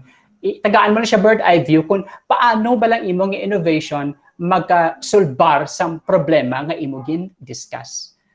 And then another paragraph would be you state the relevance of your innovation to the department's vision goals, no? The regional mantra, and then the basic education learning continuity plan. ining mga DepEd vision, mission, and goal, tapos pa lang ni siya innovators, no? Major innovators, i-access sa internet, no? Ready man ni siya actually ang mga mission, vision, and goals naton sa DepEd. And then the LCP, I will upload, no? The DepEd National Learning Continuity Plan sa previous school year, basta makuhaan ito idea sa inyong literature. So, i-link mo ba lang siya? Ang bono ba lang na adding nga this innovation is related to the DepEd's mission vision of access to quality education, even in the time of a pandemic. And then discuss pa ng gamay, due tayo abang discussion, paano mo siya i-relate. Balka abing nga, through this innovation, all the learners having problems in reading would have access to quality education through this proposed innovation, because it is the goal of DepEd that no child should be left behind. Parang ganun na mga discussion para ma-achieve mo itong components sa criteria that you're able to relate your innovation into DepEd's vision, mission goal, and the learning continuity plan, and the regional mantra, and the rest. Okay? Doc Cecil, nakahinga, gawa ko screenshot sa mga presentation kaina, no? So the overview, amo na siya nabutang diri. I don't know if you can view it, no? Explain what needs or problems you are trying to solve and why these needs or problems are worth solving. Nga kinahanglan ina siya. Example labi, no? Ambal kita nga, ining numeracy competency, ining reading competency, dapat ma-master sa mga learners namon while they are still in grade 1. Because if they cannot master this, they will have problems when they move on to the next level. So it will complicate their learning ability in the next level of the competency. So while in grade 1, they need to master this particular competency, hopefully through this innovation. Parang ganun lang, mga 1 or 2 or 3 statements would do just to be able to justify nga importante nga sulbaron ilang problema. Ano mga epekto niya nitoon kung di siya masulbar. And then, state your basis whether the needs and problems are based on the results of the school monitoring. Amo na ning ginatawag naton kay major innovators nga local statistics. The MEA, no? I think my school naton may monitoring, evaluation, and assessment man, no? May priority improvement areas, mga PAPs, no? SIP, classroom observation, or even the previous research. So, diri mo siya kwaon ang imo tong additional ini siya nga diri mo siya i-link bala ang imo nga study. Kaina, ambal naton kaina, more or less sa DepEd vision, mission, and goal, and learning continuity plan, but expand pagid ni siya, localize pagid further, that you can relate your innovation to the following. All right? And so on and so forth. Okay, let's move on to the next. Now, still part of the innovation, number 2 na kita, no? Second na kita nga part sa aton nga innovation paper, innovation description. In the innovation description, here you are going to describe explicitly. What do you mean by the word explicitly? Meaning you have to describe categorically, you have to describe clearly, you have to describe comprehensively what your innovation is all about. Siyempre, ang innovation naton may have a generic term. Example, nagamit ikaw sang let's say,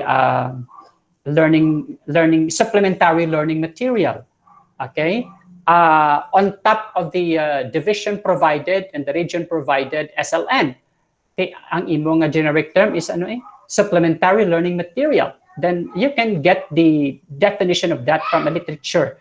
And then i-contextualize mo siya nga sa imo nga supplementary learning material. This is the coverage of your innovation na supplementary learning material in this subject. You discuss mo siya in detail. So explicitly, anong content niya, anong coverage niya, and so on and so forth. And then you also have to state how your innovation works. Kati na-conduct na ini, therefore, your verb tense should already be past tense. So discuss how did it work. Okay. And then you may include a design or layout. Para siyang, pwede, ambal kaina ni Doc Cecil, pwede na siya ibutang sa appendixes, no? The design or layout could be a graphical representation of your innovation. Pwede mo siya i-present through circles, pwede mo siya i-present through tables, but I will discuss this in a while in my next slide. Ano nang ginatawag na design or layout? This is the graphical presentation of the innovation para sa isa lang kapag tanaw, mabalaan ka makita kung anong imo nga innovation. Now, again, this is partly similar to the action research proposal propose innovation, intervention, and strategy. So if your innovation is your action research, completed action research for the past year, diri ka kuha sa imo discussion on this part in your action research proposed innovation, intervention, and strategy. Okay. Now, still part of the ikatatlo na kita major innovators, I'm so sorry. We are now on the third part of the innovation paper outline, the innovation statement. Your innovation statement is now your statement of goals, objectives to be achieved in the innovation. This is similar to your action research questions. And then statement of the problem in basic research. So siyempre, paragraph form ini siya, balgabi nga, this innovation was implemented with the purpose of, or this innovation aimed to, the main goal of this innovation is to address the problem in blah, blah, blah, blah. Naman na siya yung mga pagbalay sa yung innovation statement. This is in a paragraph form.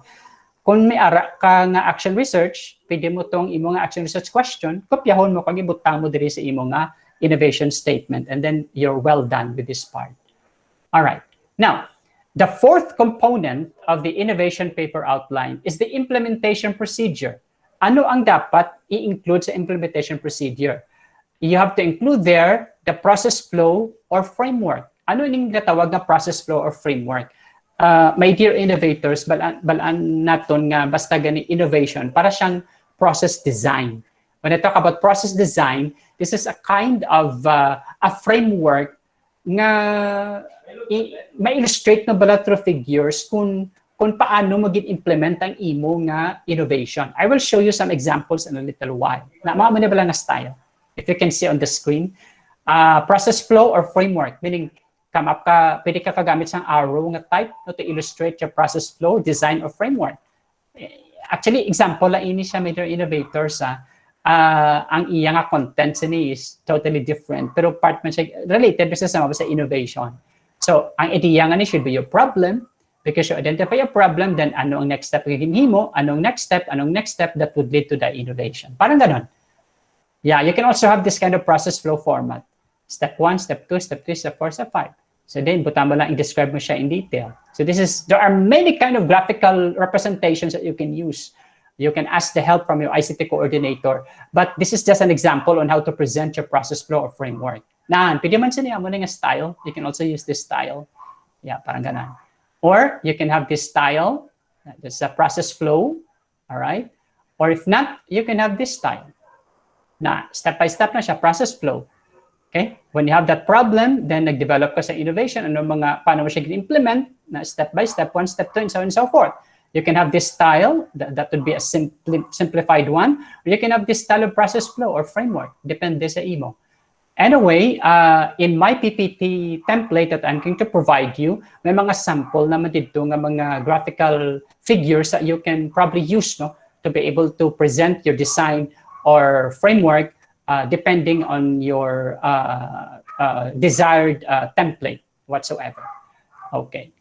So still part of the implementation procedure is the project management. Now, what is the project management?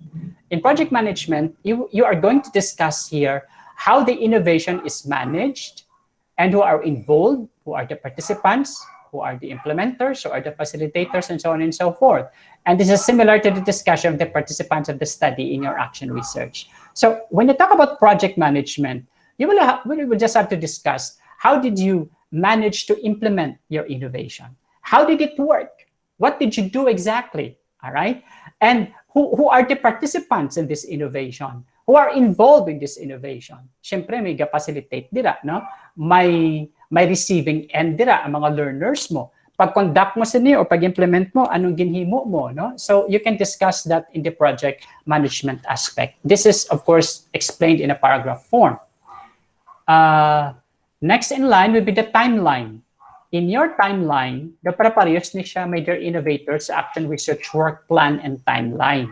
Si Doc Articuna a while ago presented to us a template of this, but let me show you one because I also developed my own last night, sort of a template just to let you understand how to write this component and the implementation procedure.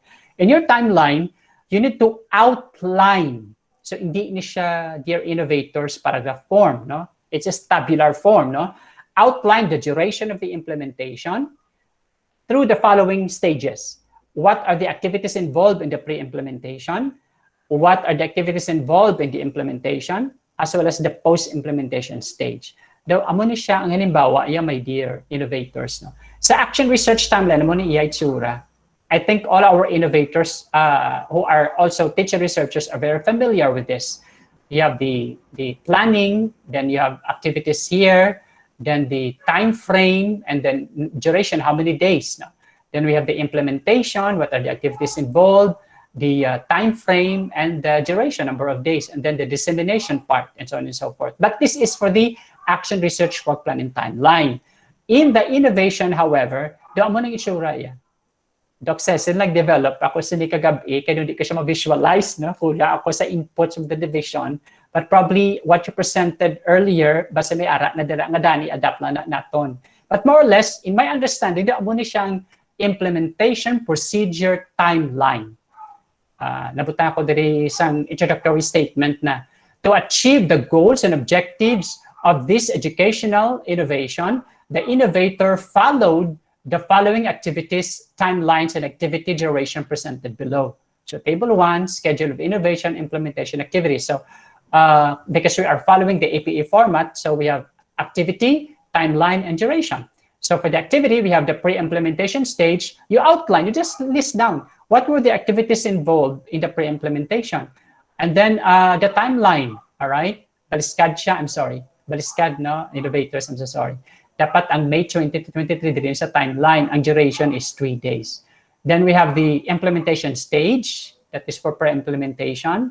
We have the implementation stage, and we have the post-implementation stage. So amo-amo gid siya major innovators sa action research, no? Only that ginain na iya nga mga headings and ngalan. So more or less in your timeline, it would look like this. Anyhow, you will be provided a Word document to make it easy for you. So enough for the timeline. I hope it's clear for everyone. Medyo malaba-laba ang implementation procedure because still part of the implementation procedure is to discuss on the resource utilization. In the resource utilization, you will have to state the resources that you utilized in the making and managing of this innovation, written in paragraph or outline form. Earlier, si Doc Cecil na-present sinisang outline form, no? Pero pwede ka man ka butang sang gamay ng introductory textual discussion to present your tabular presentation. Tabal ka bing in the making and managing of this innovation, several resources, material and human resources were utilized as reflected in table 2. Parang ganun, parang may introductory statement ka anay, again present mo yung mga tabular presentation. Now, this is similar to action research materials, cost, and estimates, only that there is no quotation of actual cost included. Dumduman nyo sa research bala, may ara kadara nga cost estimates, di ba? Fellow researchers sa Gimbal District, no? Gina-identify mo da mga gingamit mo sa pag-implement sa imo nga research and then pilang iyang cost. But in the resource utilization, sang innovation, wala na sang cost. I think the resource utilization include human resources and material resources depending on the document presented by Doc Cecil earlier. I-present lang ni naman sa follow-up sa inyo after this presentation. Now, part of the implementation procedure is the progress monitoring. Amo ni medyo madugo-dugo nga part, no? Kaya medyo madetalyado mag-present sini. Sa progress monitoring, your discussion will include the following. Number 1, the process. Then we have the persons involved, the tools used in monitoring the implementation, and the outcomes of the innovation. You can present this either in the paragraph form or in a tabular form. Pero earlier, si Doc Cecil also presented a tabular form. Kung ako mahimo, mas feel ko tani ang paragraph form, kaya po siya mag-discuss, no? Pero pwede man na nga tabular form ka lang, or you can also have both. Discuss mo yung mga in brief sa paragraph mo, and then i-support mo siya, sang tabular form. Parang amo ni siya, okay, Doc Cecil, kay ina na screenshot ko siya, Doc. before I kind of leave. So I was able to include that in my PPT. So progress monitoring states the process, persons involved, and the tool used in monitoring the implementation and outcomes of the innovation. Describe how the progress will be monitored and evaluated throughout the implementation of the project. Formulate clear indicators for objectives and results. So tabular form siya as suggested by the division office. So date of the monitoring, what to monitor, who will monitor, and the expected outcomes, expected milestones, or the accomplishment. Now, just to give you an idea, yes, Sir Dennis, ano ni pagplastar ko sa ako ni innovation? In my understanding, it would look like this, no? Siyempre, nag-innovate ako. Pasabi ako ni innovation, nag-introduce ako sa supplementary learning material on top of the division and region provided SLM. So, pag-implement ko sa innovation, I need to monitor in my implementation of that to check whether all my expectations, all my goals and objectives for this innovation has been achieved or not. So, butama abe, nagtagtag ako sa akong supplementary material, dito monitoring, butang ko di abe, butang ko, May 25, 2021, what to monitor? Okay. Check learners' responses and results in the activities under the supplementary learning material provided as innovation. Who will monitor? All right. The teacher, innovator, expected milestone. Ano? Learners who were given the supplementary learning material increase their score in the activities as compared to the previous performance. Parang ganun. Make it concrete, no? Make it achievable. Para by looking at this table, you would be able to see kung ano gid man bala ang pag-implement mo sa imo nga innovation. I'm so sorry, I just have to drink. I'll just turn off my camera. Okay, now, moving on to the next part of my presentation. Hindi siya mag-move up. Okay. All right, alam kita. The next part of your innovation paper is the innovation output and outcomes. It would look like this. Medyo hapos-hapos lang siya, no? I got this from the hard copy of the division virtual orientation. So to discuss the innovation output and outcome in a tabular form, medyo hapos siya, no? You have the first column here, the outputs and outcomes, and the direct beneficiaries of that. So enumerate the outputs or outcome produced from this innovation and who benefited to the corresponding output or outcome. So maybe output of outcome, we do not have to present it in a generic way or generic term. Pwede ito siya guro ma-specify one by one. Ma-break down to siya one by one so that we can come up with the desirable, concrete outcomes. Putang balon, ano ang naging resulta na sa aton nga innovation? Kaya na-implement na naton, na-manage naton, then ano ang naging outcome niya? Anong naging result niya? This is similar to results and discussion of your action research. Only that, because this is an innovation and simplified format ang iya sining outline, so you just have to present it in a tabular format. And identify mo da anong una nga output or outcome sa imo tong supplementary learning material. All right, example, butama na number 1. Significant increase in the performance of the learners in the competency, blah, blah, blah, blah. Beneficiary, the learners in the subject, blah, blah, blah. Parang ganon. Okay? So, anong ikadua mo nga output or outcome? Mahambal kita, abi nga, the teacher who used the supplementary material did not find additional problem in achieving their objectives for the delivery of the competency. Then beneficiary, the teachers, the subject teachers themselves. Parang ganun. So you just have to identify the outcomes and the output, all right, and the beneficiaries of that. So medyo detailed in a part because this is now the results. And I would like to invite innovators to highlight this and invest in this particular discussion because I think this is part of the criteria na sino maka-benefit no, sa imo nga innovation. Then the last part of the innovation paper format would be the sustainability plan. The sustainability plan is somewhat like, I'm sorry, wait ako dati. So, pares na siya sa action research bala Ma'am Cynthia, no, and the rest of the researchers natin sa District of Gimbal sa imo to bala nga plans for dissemination, advocacy, parang ganon.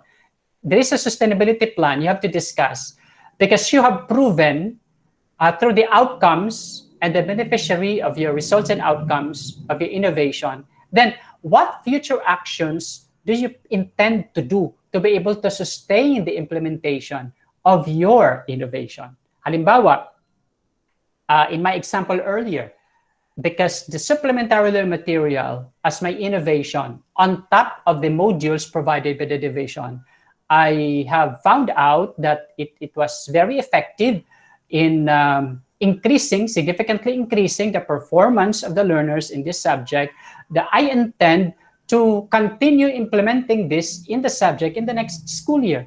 And if possible, all other subject teachers would be able to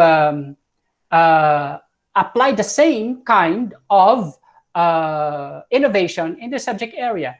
So in that way, everybody would be very happy, no, in coming up with that. All right, and then state for the improvement, enhancement, kung may mga ways pagid for the improvement sa mga innovation, you can discuss it here. And then, if you are going to continue presenting that, then what would be the possible outcome? All right? Okay. And then, noted, Doc Cecil. Dali lang ko patapos, Mama. Okay, now, we are now about to end the innovation paper outline. So, ang last part, Yesina, would be prepared by your printed name, and then in capital letter, and then your signature, recommending approval of your school head, and then approved by your district supervisor. I think amo ni kay naging emphasize si Doc Cecil na dapat may signature gid sa district supervisor kaysa imong school head mag-submit kasi ni, because that will authenticate that your innovation paper has gone through the protocol or to the process. So this is the last part, no, sa imong innovation paper outline. And then part of the appendixes, not the annexes, I'm sorry, I stand corrected, references if there are any. And the references, because we follow the APA format, I will also be providing you, no, in your Word document, the APA format of your sources. Kung kuha mo siya sa internet, amo na dapat ay mga pagplasta sa mga references. No, kung kuha mo siya sa libro, laban-laban siguro mga references natin sa literature, internet man siya, no, or web page. So I'll be providing you a sample so that you know how to write the APA reference, not only for this time, but for future reference and for future use as well. And most importantly, your MOV, your means of verification. Your MOV may come in documents, it may come in pictures as your MOV for the implementation. So I would like to encourage all the innovators for this year's district level showdown, and also for the succeeding year, because this is going to be a continuing program and project of the region. We have to invest in documenting every time we are doing the innovation, because that will be your supporting document for the MOV. I would also love to encourage you to not limit your MOV in just pictures. Have videos as well, mga short clips of videos just to document it. Doon naman ito kaina earlier innovators, meron kita nga implementation procedure, may progress monitoring and all. Maybe you can document that. You can get a short video and then save all your MOV in just one folder. You can even upload that in the Google Drive. You can come up with your own Google Drive in your Gmail, so that you can stack. No, you can have a repository of all your MOVs for easy access later on. Kaya kung dahil sa cellphone, kung kaisa gagkabuta ang aton nga memory, no? Pero kung may ara ka ta Google Drive, you can save all your documents there para hapos ng pag-retrieve later on when you are going to use it for the innovation paper. So malasa muna siya.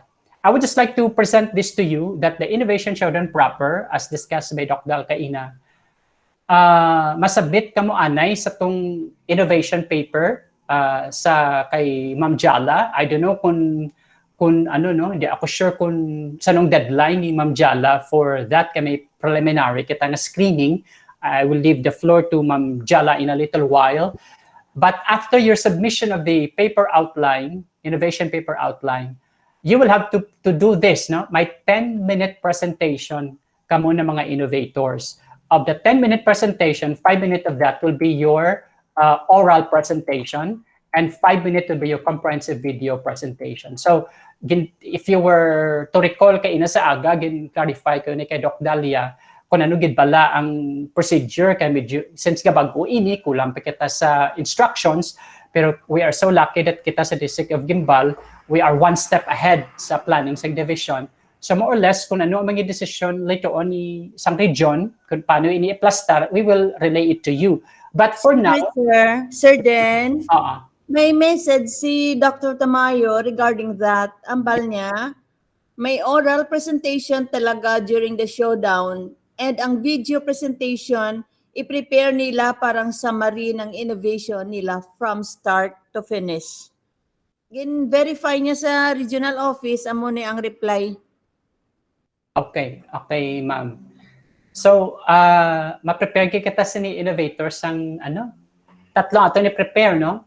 Paper outline, ang atong innovation paper, oral presentation will be using the PPT, and we are going to make a short video.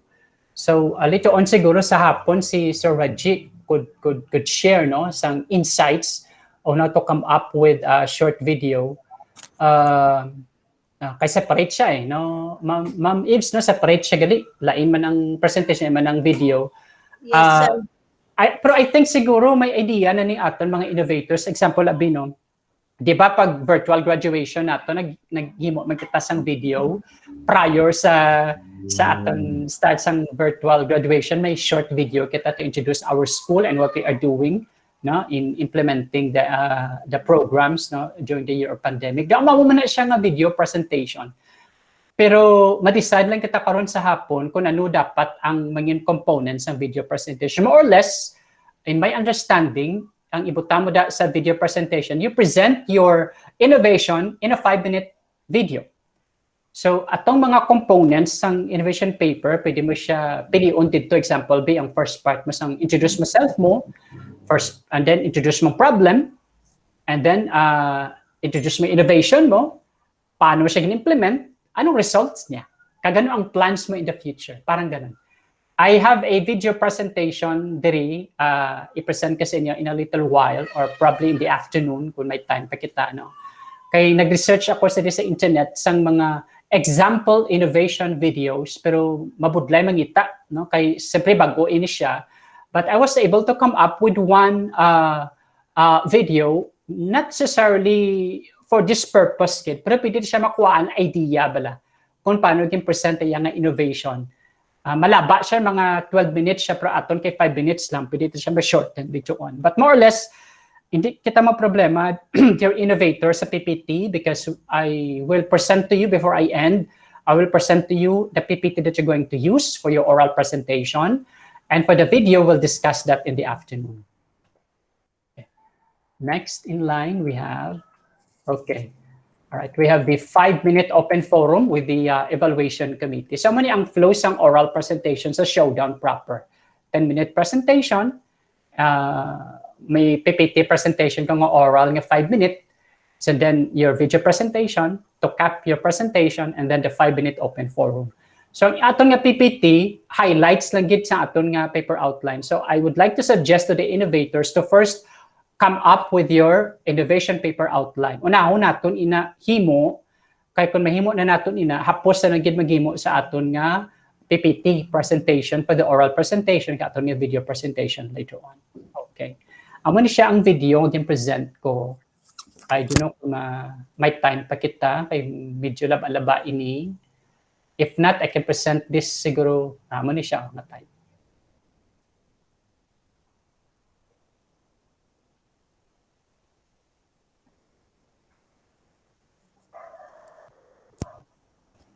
Kamusta ang audio, ma'am? Bati on siya. Ano, hindi bati on siya? Wala siya. I-send ko na lang siguro, dear innovators, sa ato na group chat. Parang offline ma-view nyo siya in detail. Kaya medyo laba-laba siya. So skip na lang ini nga part. Pero I would like to present this to you, kaya pwede mo siya makuha an idea bala kung paano ka mag-present sa mga video presentation. Although hindi gid siya amo gid ni, we can even make a much better video than this, but you will have an idea on how to present your own. Okay? So that's it. By the way, Sir Den, Yes, ma'am. gina-appreciate ko gid ang you presenting a sample video, and you really did your best to share to the group your expertise. Pasalamat gid kami kay may sample ikaw.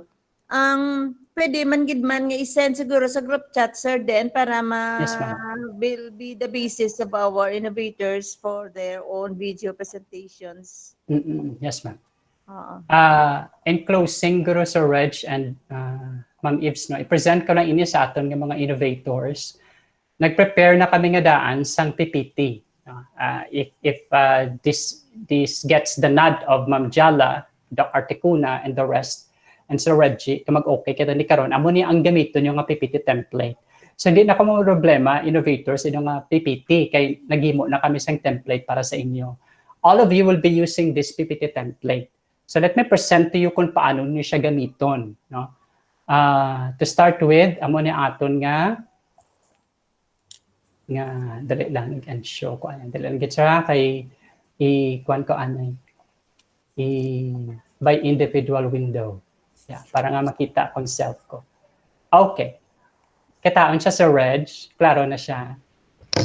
Yes, sir. Okay. So, to our dear innovators, this is your title slide, no, sa inyong innovation, sa inyong oral presentation. Ipapos na gid namon para nga gid ako mabudlayan.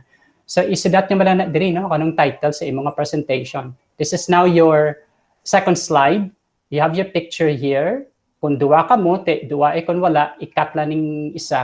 This is editable. Pwede mo siya ma-edit, no? Then you have your complete name, your designation, and your school. This is your second slide. To present na ikaw yung innovator. This is now the title slide for the first part of the innovation, Educational Innovation Overview. Anong purpose ng picture diri sa babaw?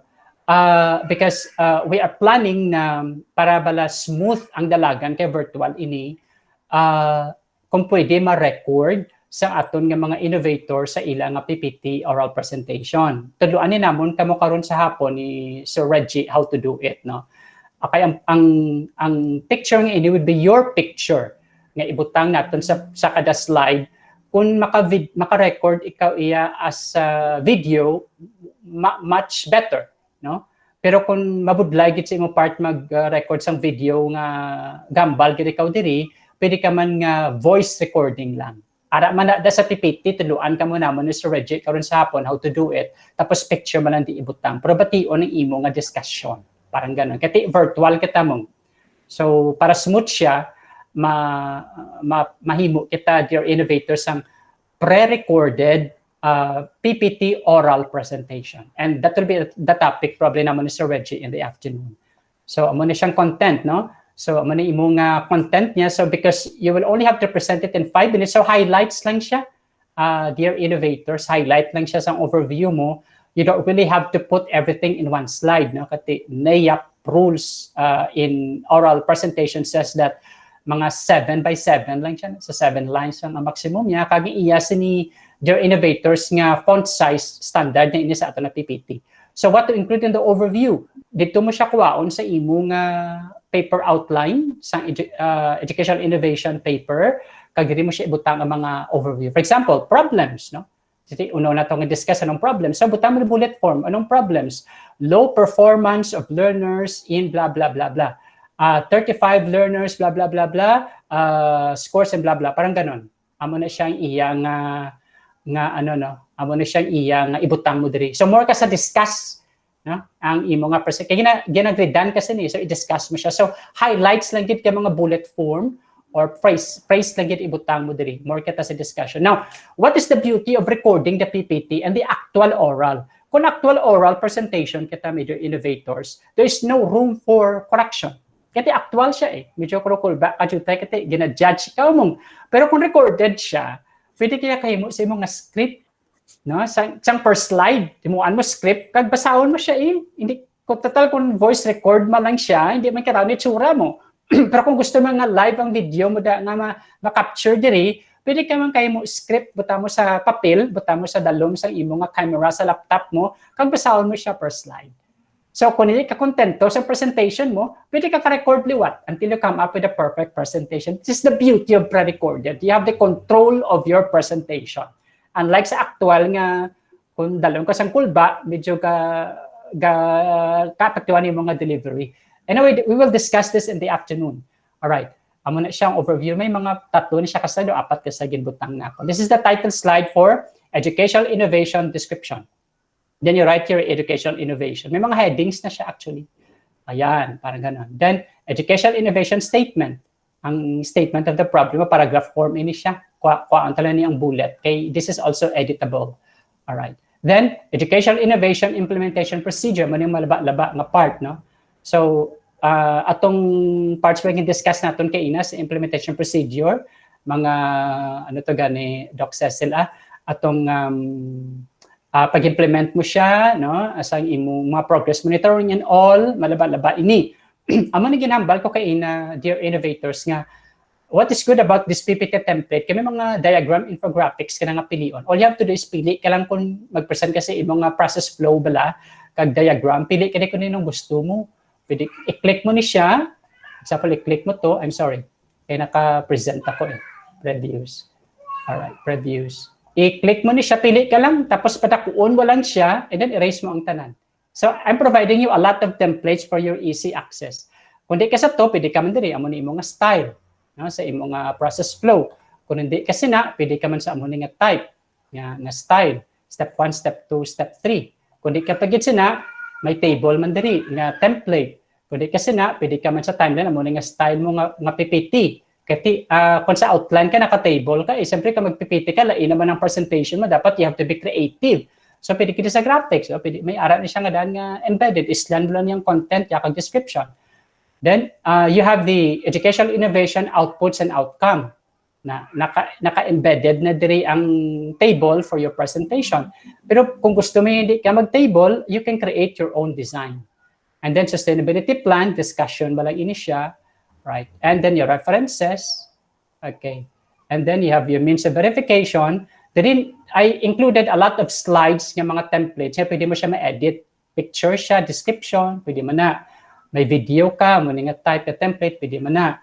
Pwede mo magamit ini siya for your picture, may description ka diri, pwede man. Ini pwede man siya. Ini pwede man for your video, pwede man siya. Alright, kung may quotation ka, pwede mo siya ma-end ito quotation. And it is the end of the slide.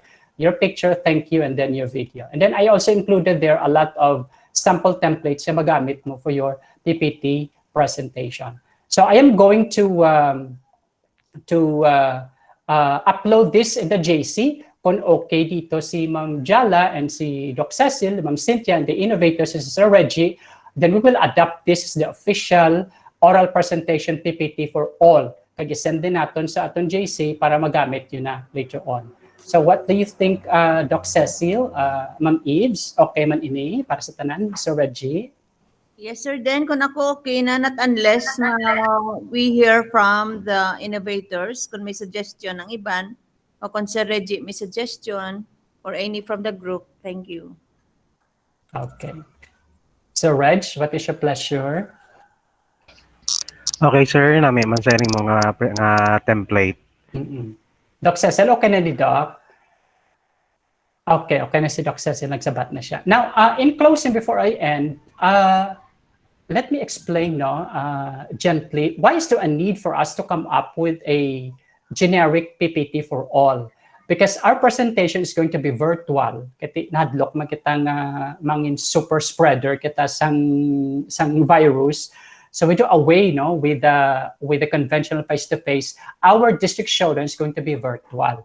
So manami gid my dear innovators kunyara kitang standard nga PPT for 3 reasons. Number 1, mangin mahapos sa inyo. Hindi na ka magpalibog kung ano ako nga PPT template gamiton man, no? Kasi not all of us have the liberty and have the access to this kind of technology. So may gamiton ka na nga PPT mangin mahapos sa imo. Ikaduwa, for the virtual aesthetic value. kay kung ka virtual present kita, manami nga consistent siya bala. Kag plastado ang tanan, no? Manami siya sa mata, manami ang presentation. Kag seamless siya because naka-pre-record siya. So, ang flow niya, manami ka daw virtual graduation na bala nga smooth na siya tanan-tanan. And at the same time, ang presentation natin overall would be very good for a virtual presentation. So, we'll provide this to you sa aton nga JC, and then ang utang na lang namon guro sa team would be to provide you with the Microsoft Word doc for your pre-formatted innovation paper outline. And in the afternoon, kami ni Sir Reggie will be discussing how to pre-record your oral presentation. Ano ang mga possible nga mga app sa smartphone or video app sa laptop nga pwede nyo magamit to come up with your 5-minute video presentation and all the other important skills related to ICT. I-discuss na mo ni Sir Reggie karon sa hapon. So it's still a very important capability building session for all of us in the afternoon. So thank you very much for this opportunity. I hope that through this sharing this morning, all our innovators in the District of Guimbal would already have an idea how to write your own educational innovation paper outline. And I hope after this session, you can already start working on your own paper outline for your preliminary submission for screening, which will be discussed by Ma'am Jala after my presentation. So thank you very much for this opportunity. Good luck. And remember, innovators, we are here to support you all the way. So padayon lang kita, and let's have a good presentation for everyone. Thank you. God bless and stay safe. By the way, thank you very much kay Sir Den. Before I'll give the floor to our MC, I really appreciated your comprehensive discussion of your topic. And really expert ka na gid, Sir Den, sa research. Expert na expert. Palakpakan gid natin si Sir Den. By the way, for the information of everybody, Sir Den was requested as resource speaker in Region 4 on his topic sa research last time. So I really commend Sir Den for his position as coordinator in research in the first congressional district. Thank you very much, and we are very fortunate enough to have Sir Den with us today. Thank you, sir. Thank you for the kind words, ma'am. Amo na gani, ma'am, nga I will already step down as the research coordinator of the first district this summer so that I can focus on the innovation na naman. Isa lang ragyapon, sir, same lang. Daw output lang sang research ang innovation. Tama. Sige daw. Okay, thank you.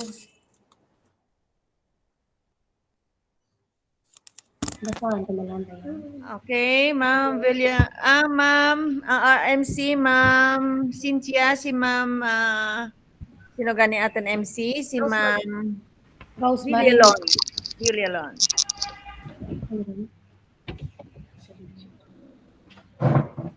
So thank you so much, Sir Dennis Sabido, for such a very detailed and comprehensive presentation.